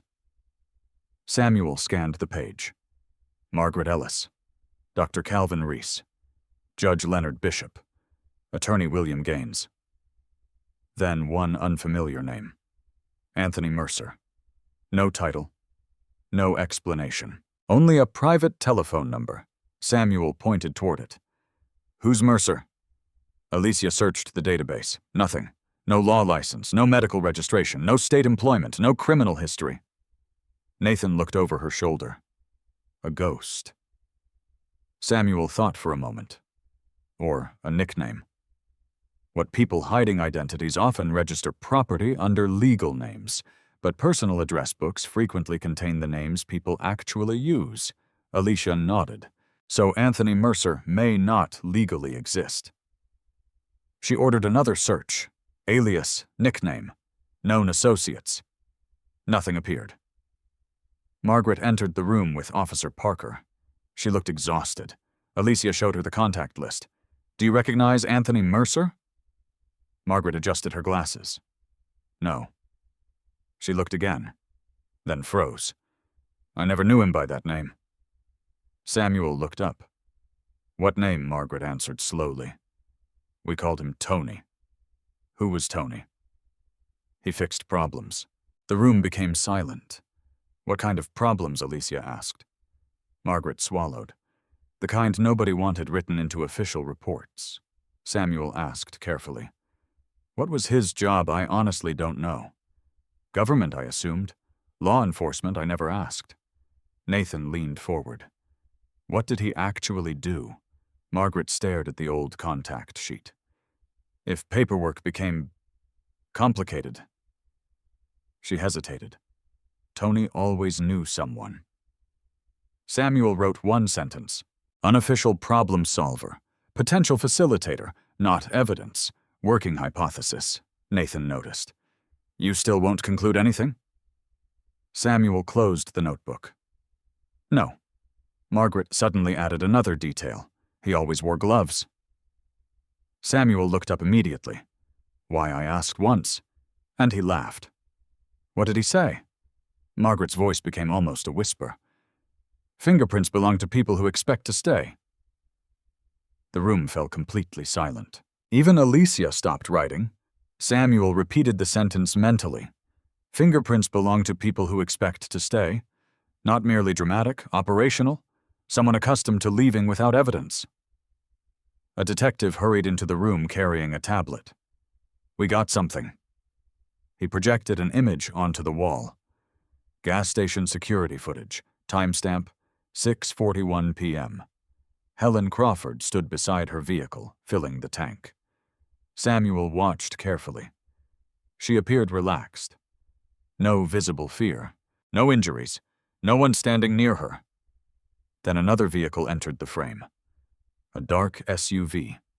It parked at the opposite pump. The driver never stepped completely into view. Only one arm became visible. Long sleeve, dark glove.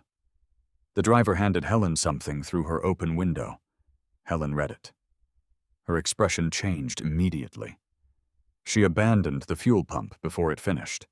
She climbed into her car and drove away within seconds. The SUV followed. Nathan stared at the frozen image.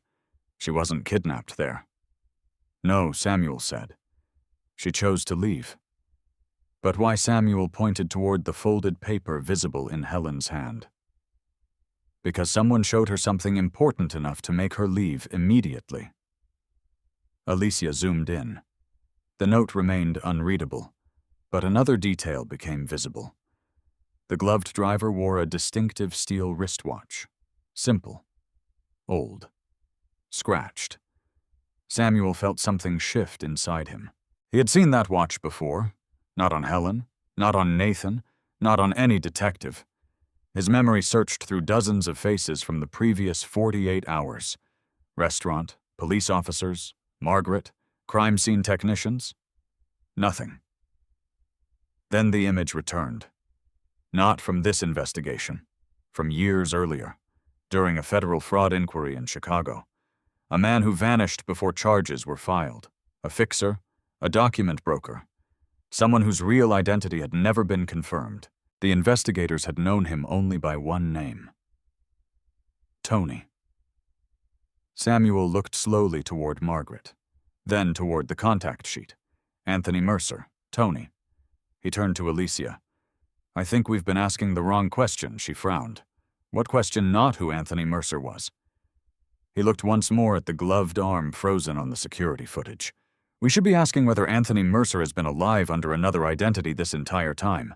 The evidence room became silent. Every detective looked at the frozen image on the screen, the gloved arm, the worn steel wristwatch, the folded piece of paper. None of those details had seemed extraordinary by themselves. Together they suggested intent. Emilia folded her arms. You've seen that watch before? Samuel nodded slowly. Yes. Where I wish I knew. Nathan frowned. You just said you remembered it. I remember the watch, but not the man. Samuel shook his head. Memory isn't a filing cabinet. Everyone looked at him. It reconstructs fragments. He stared at the screen. I remember investigating a financial laundering network nearly 9 years ago. No arrest. The primary facilitator disappeared. The same man I don't know. Nathan sighed. You're doing it again. Doing what refusing to connect obvious dots. Samuel turned toward him. No. He pointed at the image. I am refusing to pretend that memory is evidence. Emilia spoke before Nathan could respond. He's right. She looked toward the digital forensics technician. Can we enhance the driver's arm? The technician zoomed in. Pixels stretched across the monitor. The glove became clearer. Black leather, plain. No visible logo. The watch remained scratched. The sleeve appeared navy blue. Nothing else. The technician leaned back. That is all the camera captured. Samuel continued studying the frame. Go back 5 seconds. The footage rewound. Helen stood beside the fuel pump. The SUV entered. The driver remained hidden. Pause. Samuel walked closer. What are you looking for? Emilia asked. The mirrors. He pointed toward Helen's side mirror. The polished surface reflected part of the SUV. The technician enlarged it. The image blurred, then slowly sharpened. Not enough to reveal a face, but enough to expose something unexpected. A white company logo on the SUV door. Only 3 letters remained visible. RCS. Nathan frowned. Does that mean anything? No, Samuel answered, but abbreviations usually belong to someone. Emilia immediately requested a statewide business search. Transportation companies, construction firms, private contractors, security services, anything beginning with RCS. Within minutes, dozens of results appeared. Too many. Samuel crossed several off immediately. Wrong vehicle. How do you know? Nathan asked. Delivery vans, plumbing, taxi companies. The SUV doesn't match. Emilia narrowed the search. Dark fleet SUVs, Northern Illinois. Private ownership. 5 companies remained. One immediately caught Samuel's attention. RCS Records Solutions. Nathan laughed. A records company. Samuel didn't answer immediately. Emilia opened the business registration. The company specialized in confidential document storage and destruction, corporate archives, government record transfers, medical files, old paper records. Samuel looked toward Emilia. That fits? She nodded. It certainly could. The registered owner, however, surprised everyone. The business had officially dissolved 7 years earlier. No forwarding address, no active license, no listed employees. Nathan leaned over the screen. So it doesn't exist anymore. Samuel quietly replied, officially. Emilia requested archived incorporation records. A moment later, the original filing appeared. Founder, Richard Samuel Carter. Initials, RSC Record Solutions. Not RCS. Samuel noticed something immediately. The company initials don't match. Nathan blinked. What the registered name should produce RSC. Everyone looked again. Richard Samuel Carter, RSC, not RCS. Emilia slowly smiled. The logo was arranged intentionally. Yes, They changed the order. Exactly.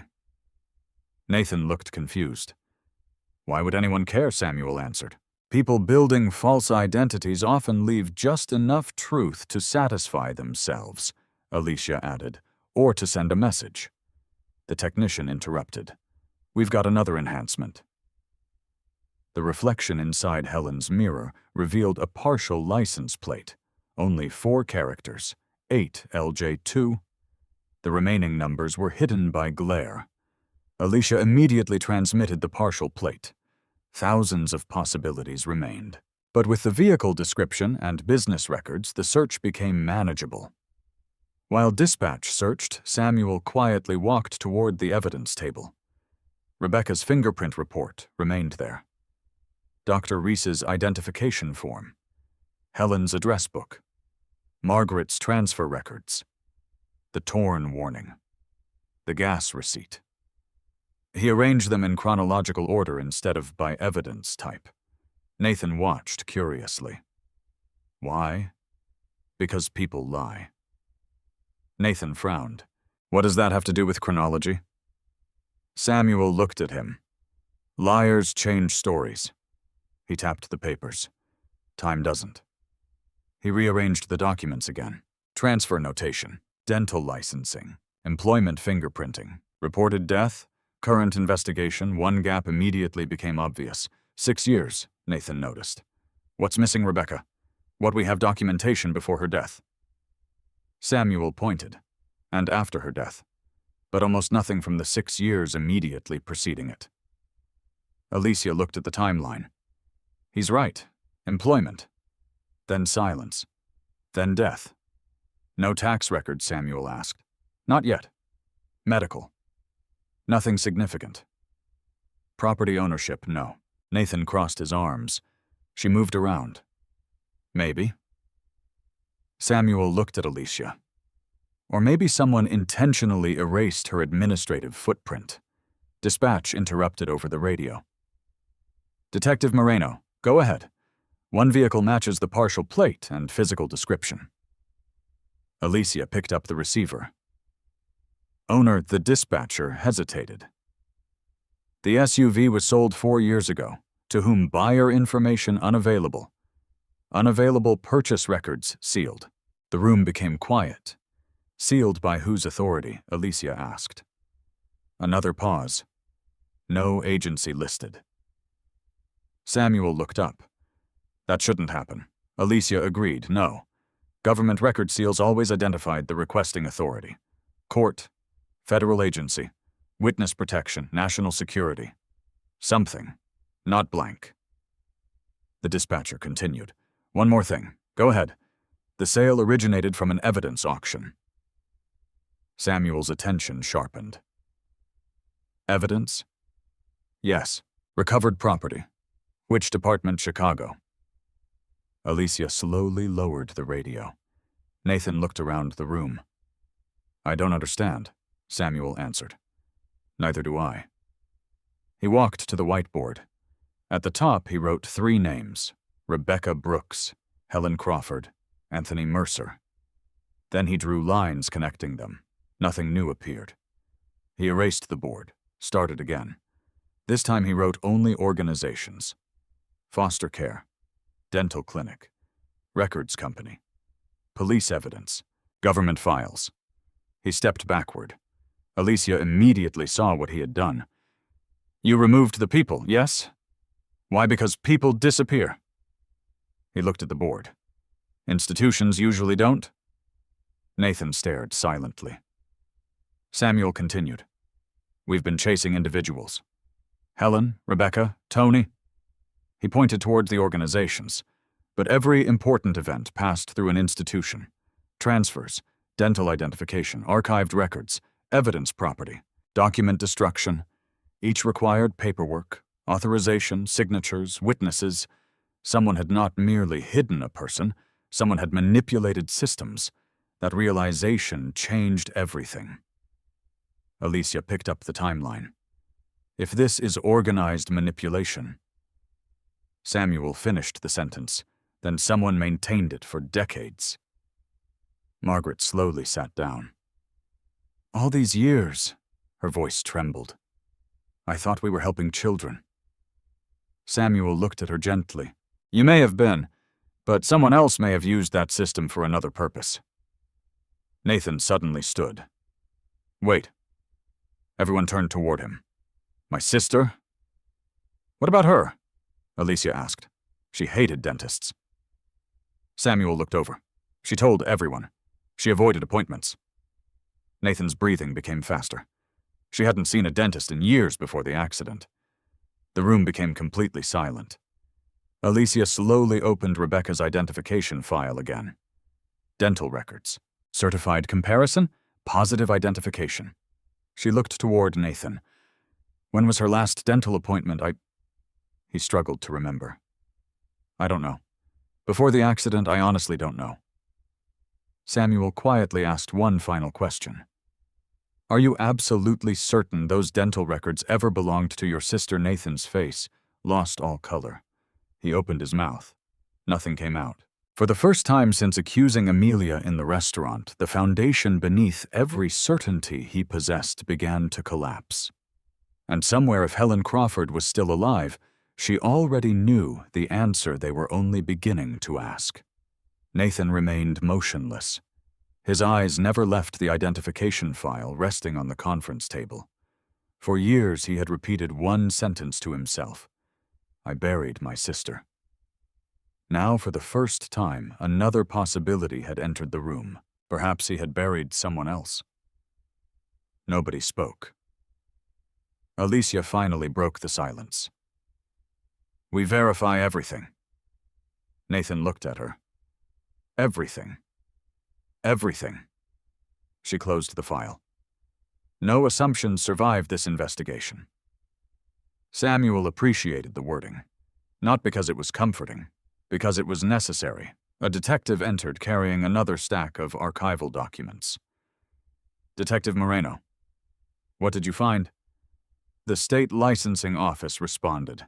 He placed several photocopies on the table. They located Rebecca Brooks's original employment application.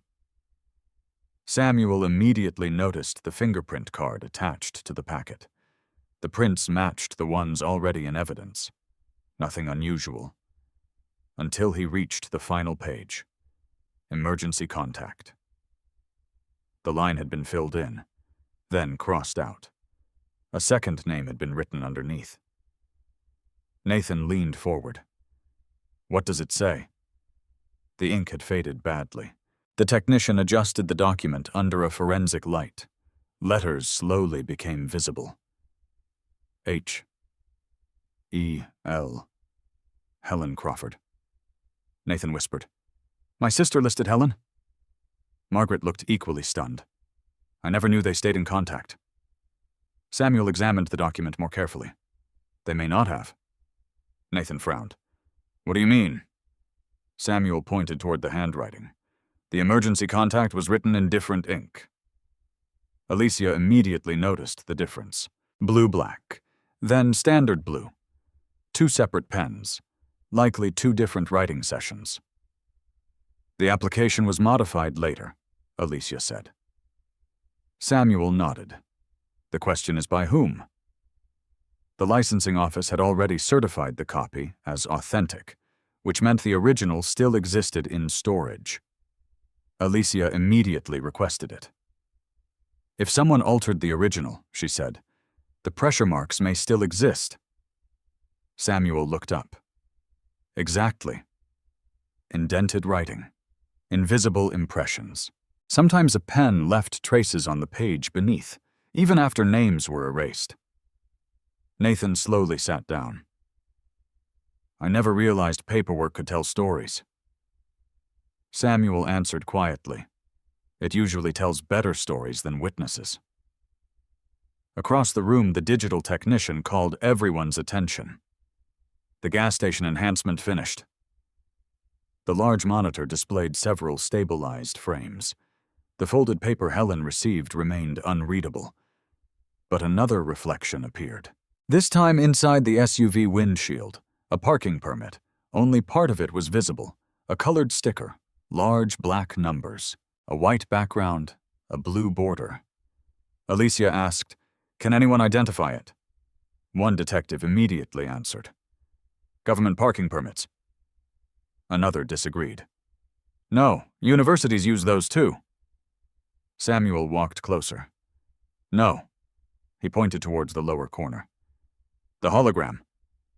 Everyone leaned forward. The tiny security seal became visible. Samuel recognized it. "County courthouse." Emilia turned. "You're certain?" "I've visited enough courthouses."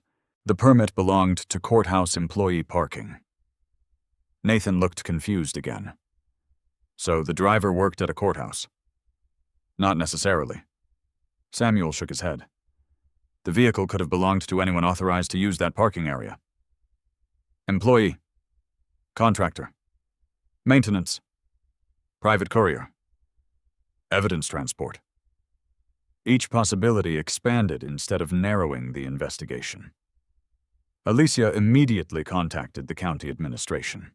She requested parking permit number 17. 10 tense minutes passed. Nobody left the room. Finally, her phone rang. She answered, listened, asked only 2 questions, then slowly lowered the phone. "What?" Nathan asked. "The permit wasn't issued to a person." "Then who?" "It belonged to a vehicle assigned to document transportation." Samuel looked toward the whiteboard. Records, evidence, transfers. The pattern strengthened again. Not random, never random. Another detective rushed inside carrying a sealed envelope. "We found this in Helen Crawford's mailbox." Emilia frowned. "It wasn't there earlier." "It arrived with today's afternoon delivery." The envelope carried no return address. Only Helen's name, no stamp. Hand-delivered. Someone had placed it directly into the mailbox. Emilia photographed every side before opening it. Inside rested one folded sheet, nothing else. No fingerprints appeared immediately. She unfolded the paper. Printed words, not handwritten. Single sentence. "Stop looking for the dead. Look for the missing." Nathan stared. Rebecca was officially dead. Helen was currently missing. The sentence deliberately separated them. Samuel reached for the paper. "Laser printer." Emilia nodded. "No handwriting. No signature. No identifying marks." Samuel turned the sheet over. Blank. He held it toward the light. No watermark. Standard office paper. Common. Forgettable. Designed to disappear among thousands of identical sheets. Nathan slammed his hand against the table. "Who keeps doing this?" Nobody answered. Because nobody knew. Samuel continued examining the page. Then something caught his attention. He smiled, almost imperceptibly. "What?" Emilia asked. "The margins." Everyone looked. The text sat slightly closer to the left edge than the right. Nathan shrugged. "So," Samuel looked toward the technician. "Measure it." The technician did. "Left margin, 23 millimeters. Right margin, 19, top, 25, bottom, 21? The technician frowned. "It isn't centered." Samuel nodded. "Most people center short anonymous notes automatically." Emilia immediately understood. "This wasn't typed manually." Samuel agreed. "It came from a template." Nathan blinked. "A template?" "Someone repeatedly creates documents with identical formatting." The technician overlaid the anonymous note with Helen's torn warning. Although only a fragment of the warning remained, the left margin aligned perfectly. Exactly 23 millimeters. Emilia looked at Samuel. "Same printer. Impossible to know. Same formatting. Very possible." The room became quiet again. They no longer possessed merely 2 mysterious messages. They possessed 2 messages likely created by the same source. Another detective entered, carrying fresh information. "We traced Dr. Reese." Everyone turned. "He died." Nathan lowered his head. "When?" 4 years ago. "Natural causes." "Heart failure." Samuel asked immediately. "Family?" "None." Business records? Most destroyed after retirement. What about patient archives? The detective hesitated. They were transferred. To where? No destination listed. Samuel slowly closed his notebook. Again, records transferred. Destination missing. Helen's transfer logs.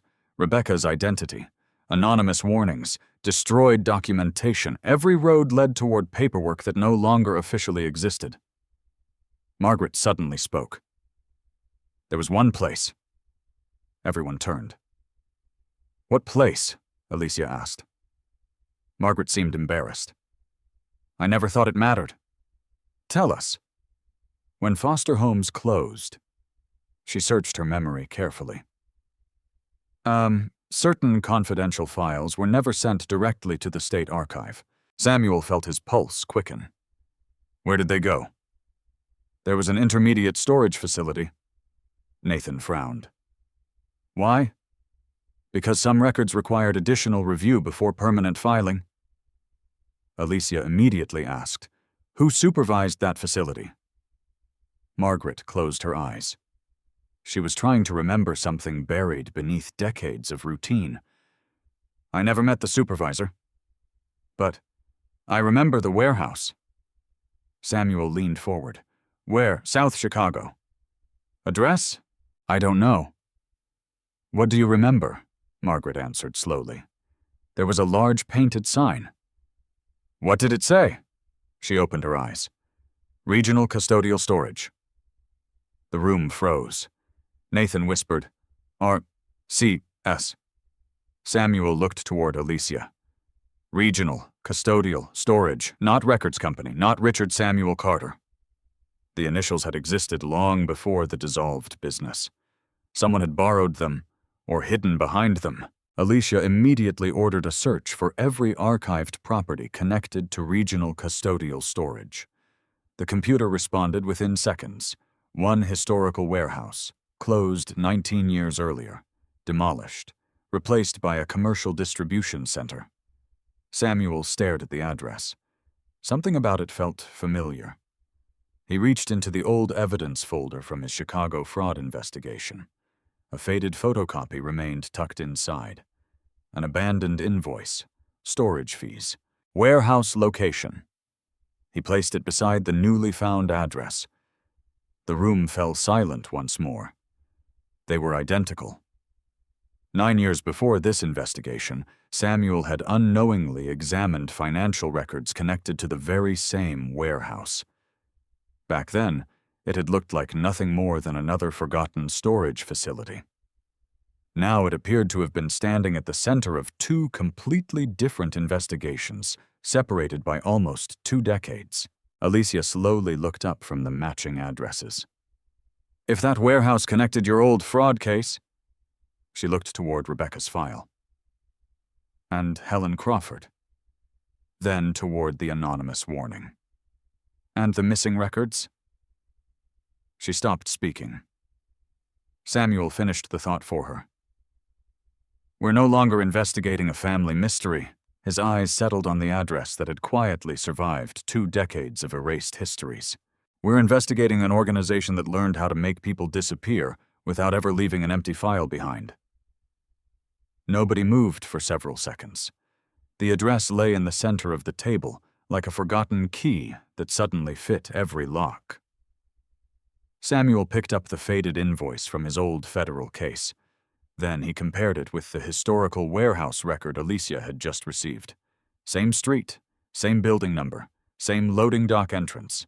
Only the business name had changed over the years. Nathan broke the silence. So, this warehouse connected everything. Samuel shook his head. No.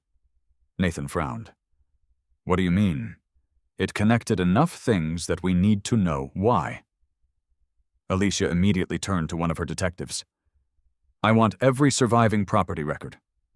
Every tax filing. Every lease. Every utility account. If someone occupied that building for 20 years, I want every signature. The detective hurried away. Margaret stared at the address. I drove there once. Everyone looked at her. Samuel leaned forward. When? More than 20 years ago. Why? She searched her memory. We had several boxes that couldn't be processed immediately. What was inside? I don't remember. You never looked? No. Why not? Margaret answered without hesitation. Because the boxes were sealed before they reached our office. Samuel noticed something important. They arrived sealed, yes. And left sealed, yes. So nobody in your office verified the contents? Margaret slowly realized the implication. We trusted the paperwork. Samuel nodded. The paperwork verified itself. Alicia quietly wrote another note. Closed verification loop, no independent inspection. Nathan looked confused. I don't understand. Samuel explained. If Organization A seals a box, and Organization B accepts it without opening it, and Organization C archives it because Organization B already approved it. He paused. No one ever confirms what was actually inside. Nathan slowly nodded. The documents become true because everyone assumes somebody else already checked. Exactly. A detective returned carrying a county map. He placed it on the conference table. The warehouse. Samuel examined the surrounding streets, railroad access, interstate entrance, industrial district, large shipping yards. Everything about the location favored freight movement, not people. Records, boxes, evidence, archives. Alicia noticed another detail. The old courthouse is only 6 blocks away. Samuel looked up. The courthouse. The parking permit, document transportation. Nothing proved a connection, but the geography made one possible. The technician suddenly called from across the room. I've recovered another frame. Everyone gathered around. The enhanced gas station footage had revealed one additional reflection. This time it came from Helen's rear passenger window, only visible for less than half a second. The technician froze the image. A man stood beside the SUV. Not the driver. Another person. Only partially visible. Gray hair, dark overcoat. Tall. Face obscured by the vehicle. Nathan immediately said, "That's Tony." Samuel remained calm. We don't know that. But we don't know. Alicia appreciated the correction. The technician zoomed in farther. The image deteriorated quickly. But one object remained surprisingly clear. A leather document tube. Long, cylindrical, usually used for transporting blueprints or oversized legal documents. Samuel looked toward Alicia. Not luggage. She nodded. Documents. Again, everything kept returning to documents. Helen had not been handed a weapon, or money, or a package. She had been shown a piece of paper. The second man carried document storage. The warehouse stored records. The vehicle transported files. Samuel quietly said, "They're moving information." Nathan asked, instead of people. Samuel looked at him. Perhaps both. Another officer entered. The licensing office located the original application. So quickly? Alicia asked. They scanned it before shipping. He handed over several high-resolution images. Samuel immediately examined the pressure marks beneath the crossed-out emergency contact. The forensic software highlighted faint indentations. Letters slowly appeared. Not Helen Crawford. Another name had originally occupied that line. The enhancement continued. H.A.R. Oldham. Nathan frowned. Who's Oldham? Nobody knew. Alicia searched every connected database. Within moments, a result appeared. Harold Oldham, former county record supervisor, retired, declared deceased. Samuel quietly asked, "When did he die?" The answer appeared, 19 years earlier. Nathan sighed. Another dead witness. Samuel shook his head. Maybe. Alicia looked toward him. What are you thinking?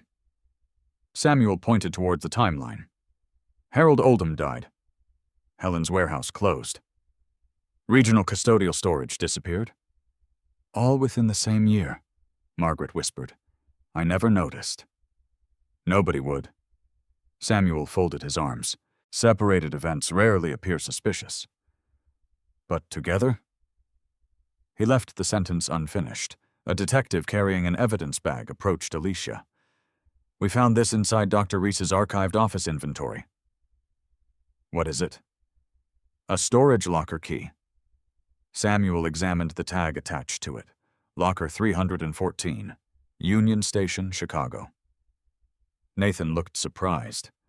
They kept it. It was listed as miscellaneous property. Samuel looked at the inventory sheet.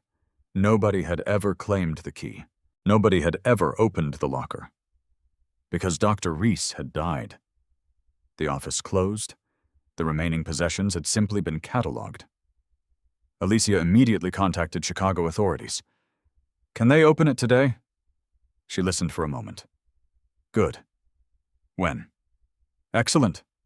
She ended the call. They're sending officers now. Nathan looked relieved. Finally. Samuel remained cautious. Maybe. You don't think we'll find anything? I think someone capable of maintaining a deception for decades probably doesn't leave obvious answers. Nathan sighed. You really don't believe in luck? Samuel answered honestly. I believe luck exists. I simply don't plan investigations around it. The room shared a brief, tired laugh. It lasted only a few seconds. Then another detective entered. His expression immediately erased the moment. Detective? What happened? Alicia asked. The hospital called. Everyone looked toward him. They admitted an unidentified elderly woman 30 minutes ago. Samuel felt his attention sharpen. Alive. Yes. Condition, dehydrated. Mild hypothermia. Confused. Nathan stepped forward. Who is she? The detective hesitated. She keeps repeating one sentence. What sentence? He opened his notebook. Don't let them file me. The room became silent. Margaret slowly covered her mouth. Samuel stared at the detective. Anything else? Only one name. Everyone waited. Helen. Nathan's heart seemed to stop. Helen Crawford. We don't know. The patient only keeps saying. He looked back at his notes. Helen warned me too late. Alicia grabbed her jacket. We're leaving. Within moments, the investigation team headed towards the parking garage. Samuel climbed into Alicia's vehicle. Nathan sat in the rear beside Margaret. No one spoke during the drive. Rain began falling across the windshield. Streetlights blurred into streaks of gold. Samuel watched the reflections rather than the road. His thoughts continued organizing themselves. Dead witnesses, missing files, transferred records, anonymous warnings, storage facilities, courthouse transport. One recurring idea refused to leave him. Don't let them file me. The sentence sounded irrational, until he remembered Margaret's description of the warehouse. Children, boxes, confidential records, lives reduced to folders. Perhaps the woman in the hospital had not been speaking metaphorically. Perhaps she feared becoming another administrative entry, another erased identity. They reached the emergency entrance. A uniformed officer met them immediately. This way. The group hurried through brightly lit corridors. Outside room 214, a nurse intercepted them. The patient has become agitated. What happened? Alicia asked. She saw someone through the hallway window. Who? We don't know. She screamed. What did she scream? The nurse answered quietly. He's here. Nathan looked toward Samuel. Samuel was already scanning the corridor. Patients, visitors, doctors, orderlies. Nothing unusual. Then he noticed a man at the far end of the hallway. Gray hair, dark overcoat, carrying a long leather document tube. The same object visible in the enhanced gas station footage. The stranger calmly turned the corner and disappeared before anyone else noticed him. Samuel spoke only 2 words. He's real. Then he ran. Samuel sprinted down the polished hospital corridor before anyone else reacted. The man in the dark overcoat disappeared around the corner without looking back. There was no panic in his movements, no hesitation. He walked with the calm confidence of someone who already knew the building. That disturbed Samuel more than if the man had run. People fleeing made mistakes. People who remained calm usually had a plan. Samuel reached the intersection just as the elevator doors began to close. He caught one final glimpse. Gray hair, leather document tube tucked beneath one arm. The stranger looked directly at Samuel. Not with fear, recognition. Then the elevator doors slid shut. Samuel slammed the call button. Too late. The display descended. 4th floor, 3rd, 2nd, ground level. Emilia caught up beside him. You saw his face. Partially. Enough to identify him. No. What about the tube? The same one. Nathan arrived moments later, breathing heavily. Did you catch him? Samuel shook his head. He wanted to be seen. Everyone looked at him. What? Samuel turned away from the elevator. He could have taken the stairs. He could have left through another hallway. He walked directly toward the most visible exit. Emilia understood immediately. He wasn't escaping. He was delivering a message. Samuel nodded. He wanted us chasing him. A uniformed officer spoke into his radio. Security has locked every exterior door.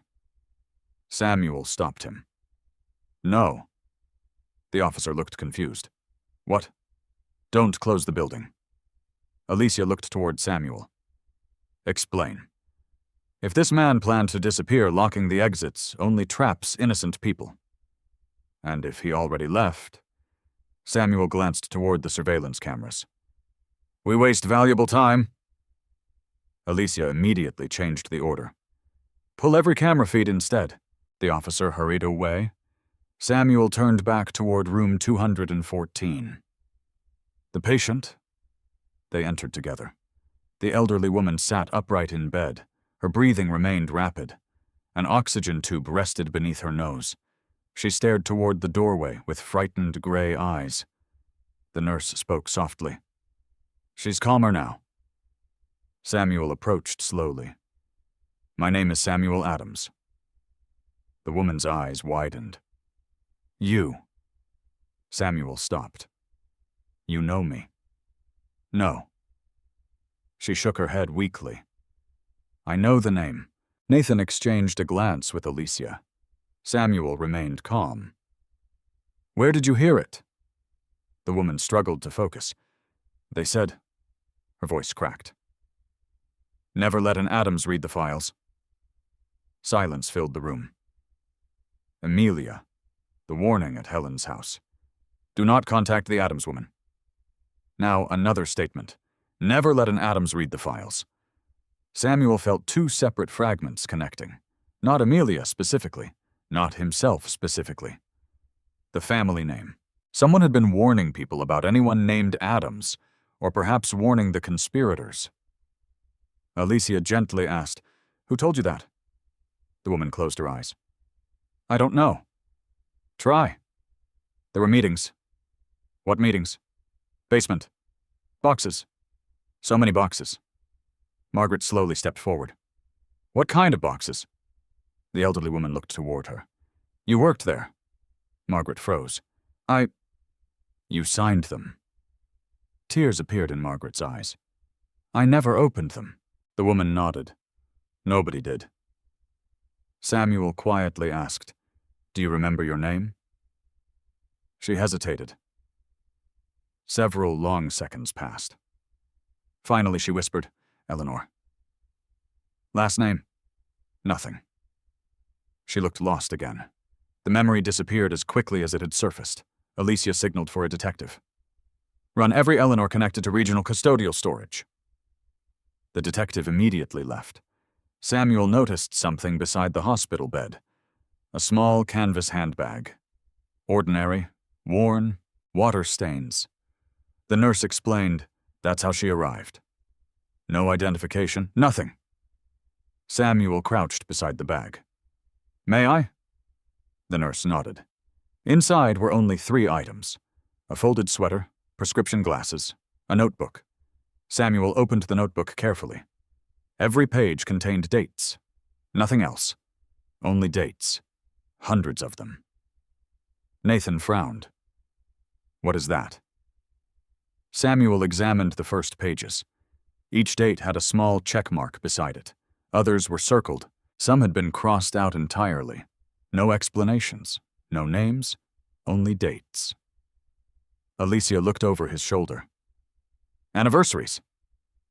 Samuel shook his head. I don't think so. He turned farther into the notebook. One date immediately caught his attention. June 18th, 9 years earlier.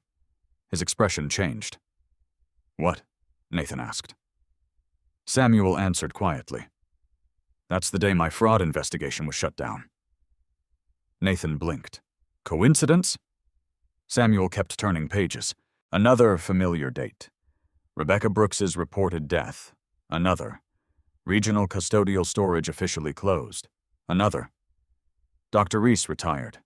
Every major event already known in the investigation appeared somewhere inside the notebook. No explanations. Just dates. Someone had been tracking milestones or operations. Samuel closed the notebook. This is a timeline. Emilia nodded slowly. But whose? Before Samuel could answer, the hospital security chief entered carrying a tablet. We found him. Everyone gathered around. Security footage showed the gray-haired man entering through the front lobby exactly 8 minutes before the unidentified woman had become agitated. He carried the document tube, walked directly to the elevators. Never stopped, never spoke to anyone. Then another camera captured him leaving, only 3 minutes later. Different clothing, the overcoat gone, the gray hair gone. Nathan stared. Wig. Samuel nodded. And reversible jacket. The security chief switched to another camera. The man exited wearing a baseball cap and light-colored windbreaker, completely different appearance. Only one detail remained unchanged: the leather document tube. Samuel paused the video. There. The security chief zoomed closer. A small brass emblem decorated the tube's cap. 3 engraved letters. R. C. S. Nathan exhaled slowly. It never ends. Samuel studied the emblem. Something felt wrong. Again. The letters. Always the letters. Always carefully displayed. Never hidden. Almost as though someone wanted investigators to follow them. Emilia quietly voiced the same thought. What if RCS isn't an organization? Samuel looked at her. What if it's bait? Nobody answered. Because it was possible.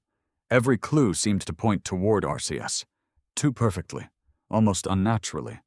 Samuel suddenly remembered something from years earlier. During financial investigations, experienced criminals often created false trails, repeated names, repeated shell companies, repeated initials. The purpose was simple. Investigators spent years chasing symbols instead of people. He looked toward Emilia. We've assumed RCS is the destination. You think it isn't? I think it might only be the signpost. Nathan looked confused. Meaning every time someone gets close? Samuel pointed toward the tablet. They find another RCS. Company, warehouse, document tube, parking permit. Always another appearance, never an actual person. Emilia slowly nodded. So we've been hunting initials. Instead of the individual using them. The detective who had searched for Eleanor rushed back into the room. I found her. Everyone turned. Eleanor Whitmore. Alive? Officially. He hesitated. No. Samuel felt the room grow cold. What? Eleanor Whitmore was declared legally dead 14 years ago. Nathan stared toward the elderly woman sitting quietly in the hospital bed. Then who is she? The detective swallowed. According to state records, he looked at the printed file. Eleanor Whitmore died in a nursing home. Samuel slowly turned toward the frightened woman. She looked back with exhausted eyes. One woman, two incompatible realities. Either the patient was not Eleanor Whitmore, or the official death certificate belonged to someone else. The nurse suddenly interrupted. "Excuse me?" Everyone looked at her. This patient kept one thing hidden. She reached beneath the mattress. I didn't notice it until now. She removed a sealed envelope, yellowed with age. Samuel carefully accepted it. Written across the front in faded black ink were only 7 words. Open only if Samuel Adams finds you. Every person in the room stared at the envelope. Samuel had never seen it before. Yet somehow years before this investigation had officially begun, someone had expected that one day it would reach his hands. The room became perfectly still. Samuel held the aged envelope without opening it. The brittle paper felt as though it had survived decades of careful handling. The ink had faded, but the handwriting remained unmistakably deliberate. Open only if Samuel Adams finds you. Nathan stared at the words. How is that even possible? Samuel honestly had no answer. He turned the envelope over. The seal remained intact. No postmark, no return address. Only a small impression pressed into the wax. A simple compass rose. Nothing more. Alicia photographed every angle before allowing Samuel to continue. Go ahead. He carefully broke the seal. Inside rested 3 folded pages. No photographs, no signatures, no official letterhead, only neatly typed paragraphs. Samuel unfolded the first page and began reading silently. His expression changed immediately. What is it? Alicia asked. He looked up. It isn't addressed to me. Nathan frowned. But your name? The envelope mentions me. The letter doesn't? Samuel handed the page to Alicia. At the top appeared only one sentence. If this reaches the investigator, then we have already failed. Alicia continued reading aloud. The records were never the objective. The records were only the mechanism, Nathan interrupted. What does that mean? Samuel answered quietly. Keep reading, Alicia continued. You will spend years searching for missing documents because that is easier than accepting the truth. The files do not create identities. People create identities. The files merely persuade governments to believe them. The room remained silent. Samuel felt an uncomfortable familiarity. This was exactly how sophisticated financial fraud operated. Money did not disappear because of computers. People convinced institutions to trust false records. The records only reflected the deception. Alicia turned to the second page. Another paragraph began. Do not waste time searching every warehouse. Do not waste time searching every archive.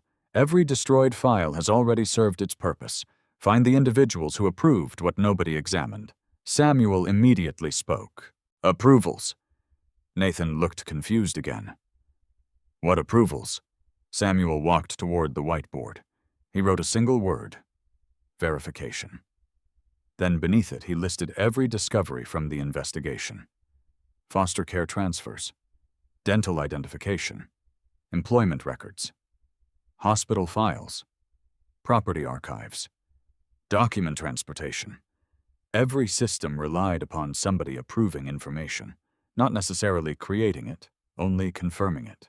Samuel slowly circled the same word beside every entry. Approved, approved, approved, approved. Margaret whispered, I never questioned sealed boxes. Dr. Reese had certified dental records. Licensing offices had accepted amended applications. County archives had accepted transferred files. The conspiracy suddenly looked different. Not dozens of criminals, perhaps only a handful of trusted certifiers. people whose signatures transformed uncertainty into official truth. Nathan looked at Samuel. So they didn't need to forge everything? Samuel nodded. They only needed the right approvals. Emilia continued reading. You will eventually discover that every false identity passed through 3 independent confirmations.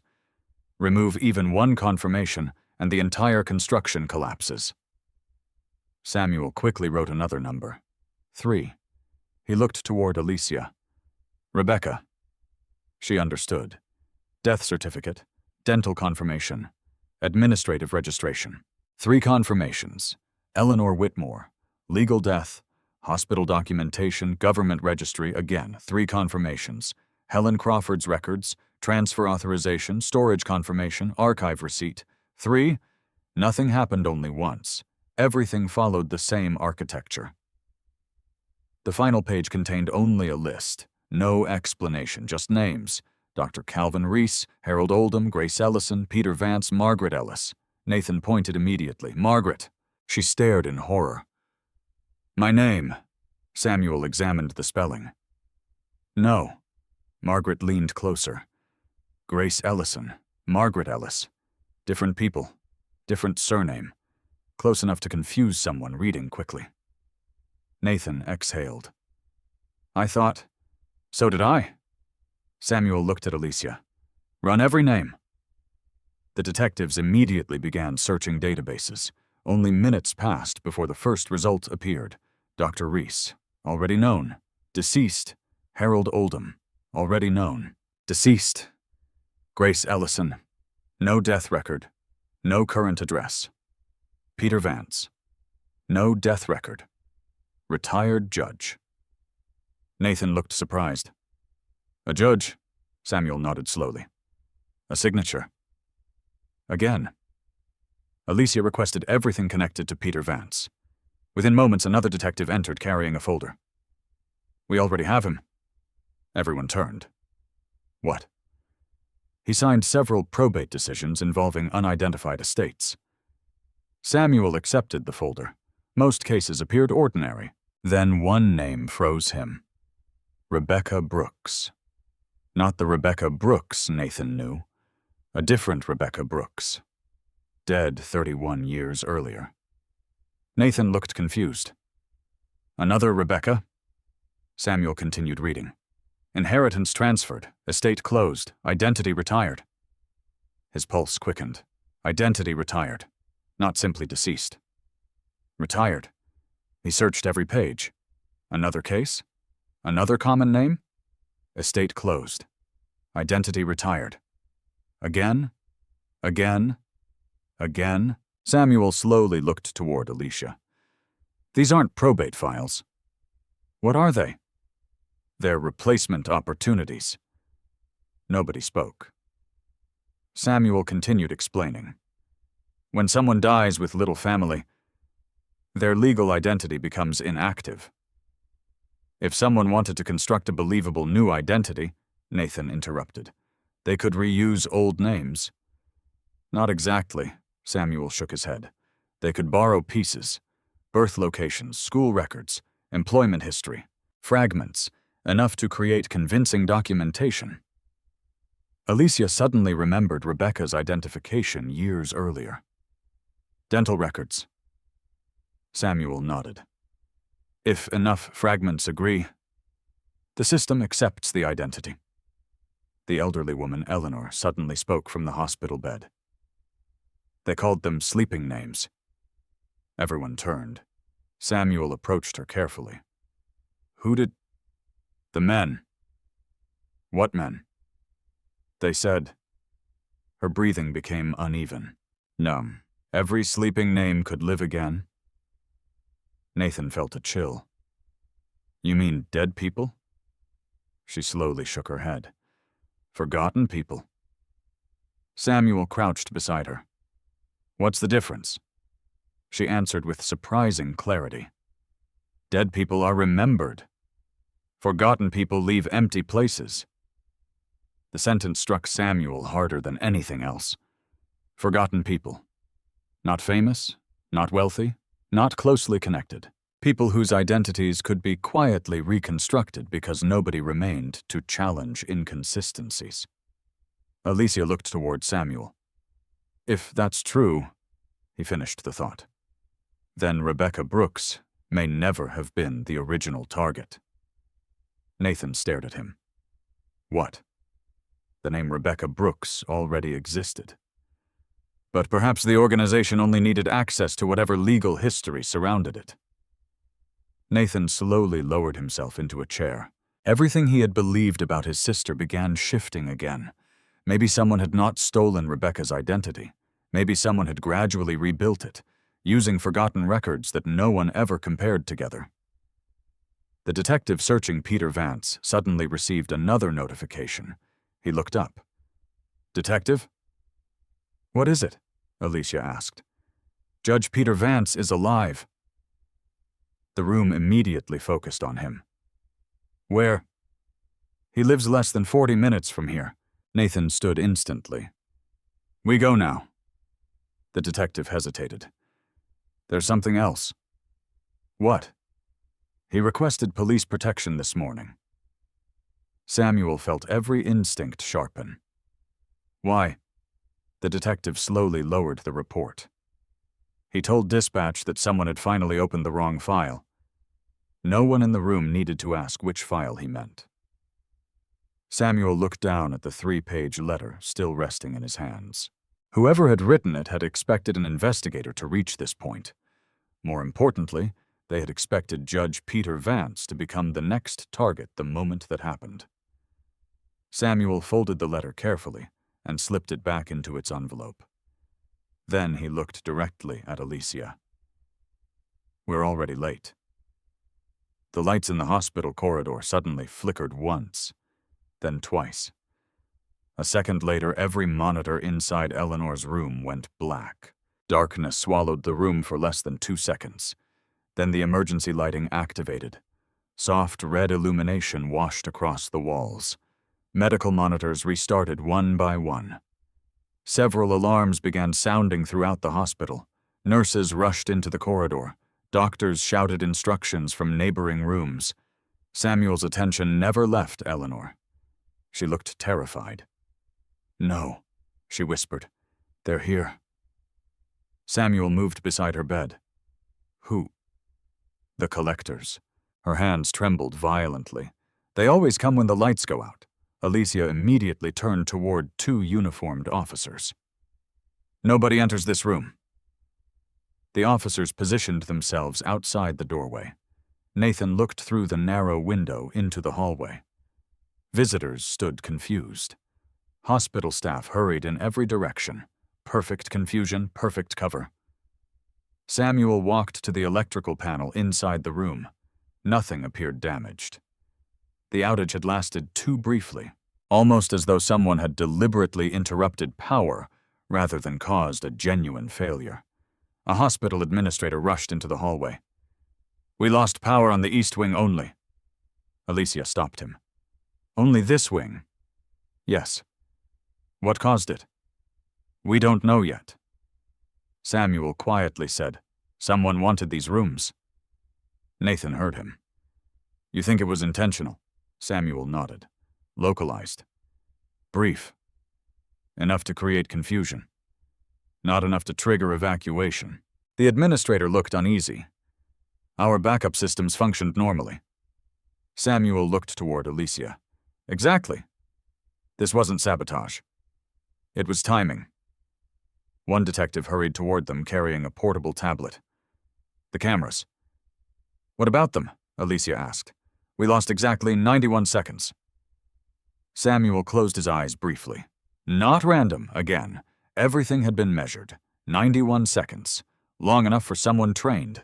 Too short for ordinary responders to notice anything beyond temporary inconvenience. Emilia immediately reviewed the surviving footage. The last recorded image before the blackout showed the hallway outside Eleanor's room. Empty. The first image after restoration showed the same hallway. Still empty. No visible intruder. No suspicious visitor. Nothing. Nathan sighed. So they accomplished nothing. Samuel wasn't convinced. He slowly walked around Eleanor's bed. The blanket remained undisturbed. The envelope stayed inside his jacket. The notebook lay on the bedside table. Everything appeared untouched. Which bothered him. Professional intruders rarely entered without purpose. He began examining the room one object at a time. Water pitcher, unchanged.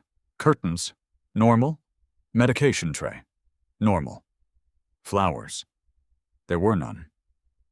Then he stopped. The prescription glasses. Earlier they had rested inside Eleanor's canvas bag. Now they sat neatly folded on the bedside cabinet. Samuel looked toward the nurse. "Did you move these?" She frowned. "No." "Eleanor," the elderly woman slowly shook her head. "I can't see without them." She hadn't been wearing them. Samuel carefully lifted the glasses. Almost immediately he noticed something. They felt unusually heavy. He handed them to Emilia. "Feel the frame." She did. The left arm. "It's thicker." Samuel removed a miniature flashlight from his pocket. Shining it through the frame revealed a narrow internal cavity. Nathan stared. "That's impossible." Samuel smiled faintly. "No. It was designed." The frame contained a hidden compartment. Emilia carefully called for the forensic technician. Minutes later, specialized tools opened the concealed section. Inside rested a tightly rolled strip of transparent film. Not paper, microfilm. Nobody spoke. The technician carefully held it beneath a portable scanner. The first image appeared. Rows of names, account numbers, dates, approval signatures. Samuel immediately recognized the format. "This isn't identity data." "What is it?" Nathan asked. "Authorization logs." Every entry listed 3 signatures, exactly as the anonymous letter had described. 3 independent confirmations. One name immediately stood out. Peter Vance, another. Grace Ellison, another. Harold Oldham. Then farther down the list, Samuel found something completely unexpected. Anthony Mercer, not as an approver, as rejected. Nathan blinked. "Rejected," Samuel zoomed closer. "Anthony Mercer, application denied. Administrative review failed. No approval sequence completed." Nathan looked confused. "But we've been chasing him." Samuel nodded slowly. "Yes. And according to this, he never entered the system." Emilia understood first. If this record is genuine, Anthony Mercer wasn't inside the conspiracy. Samuel finished the sentence. He was outside it. The room fell silent.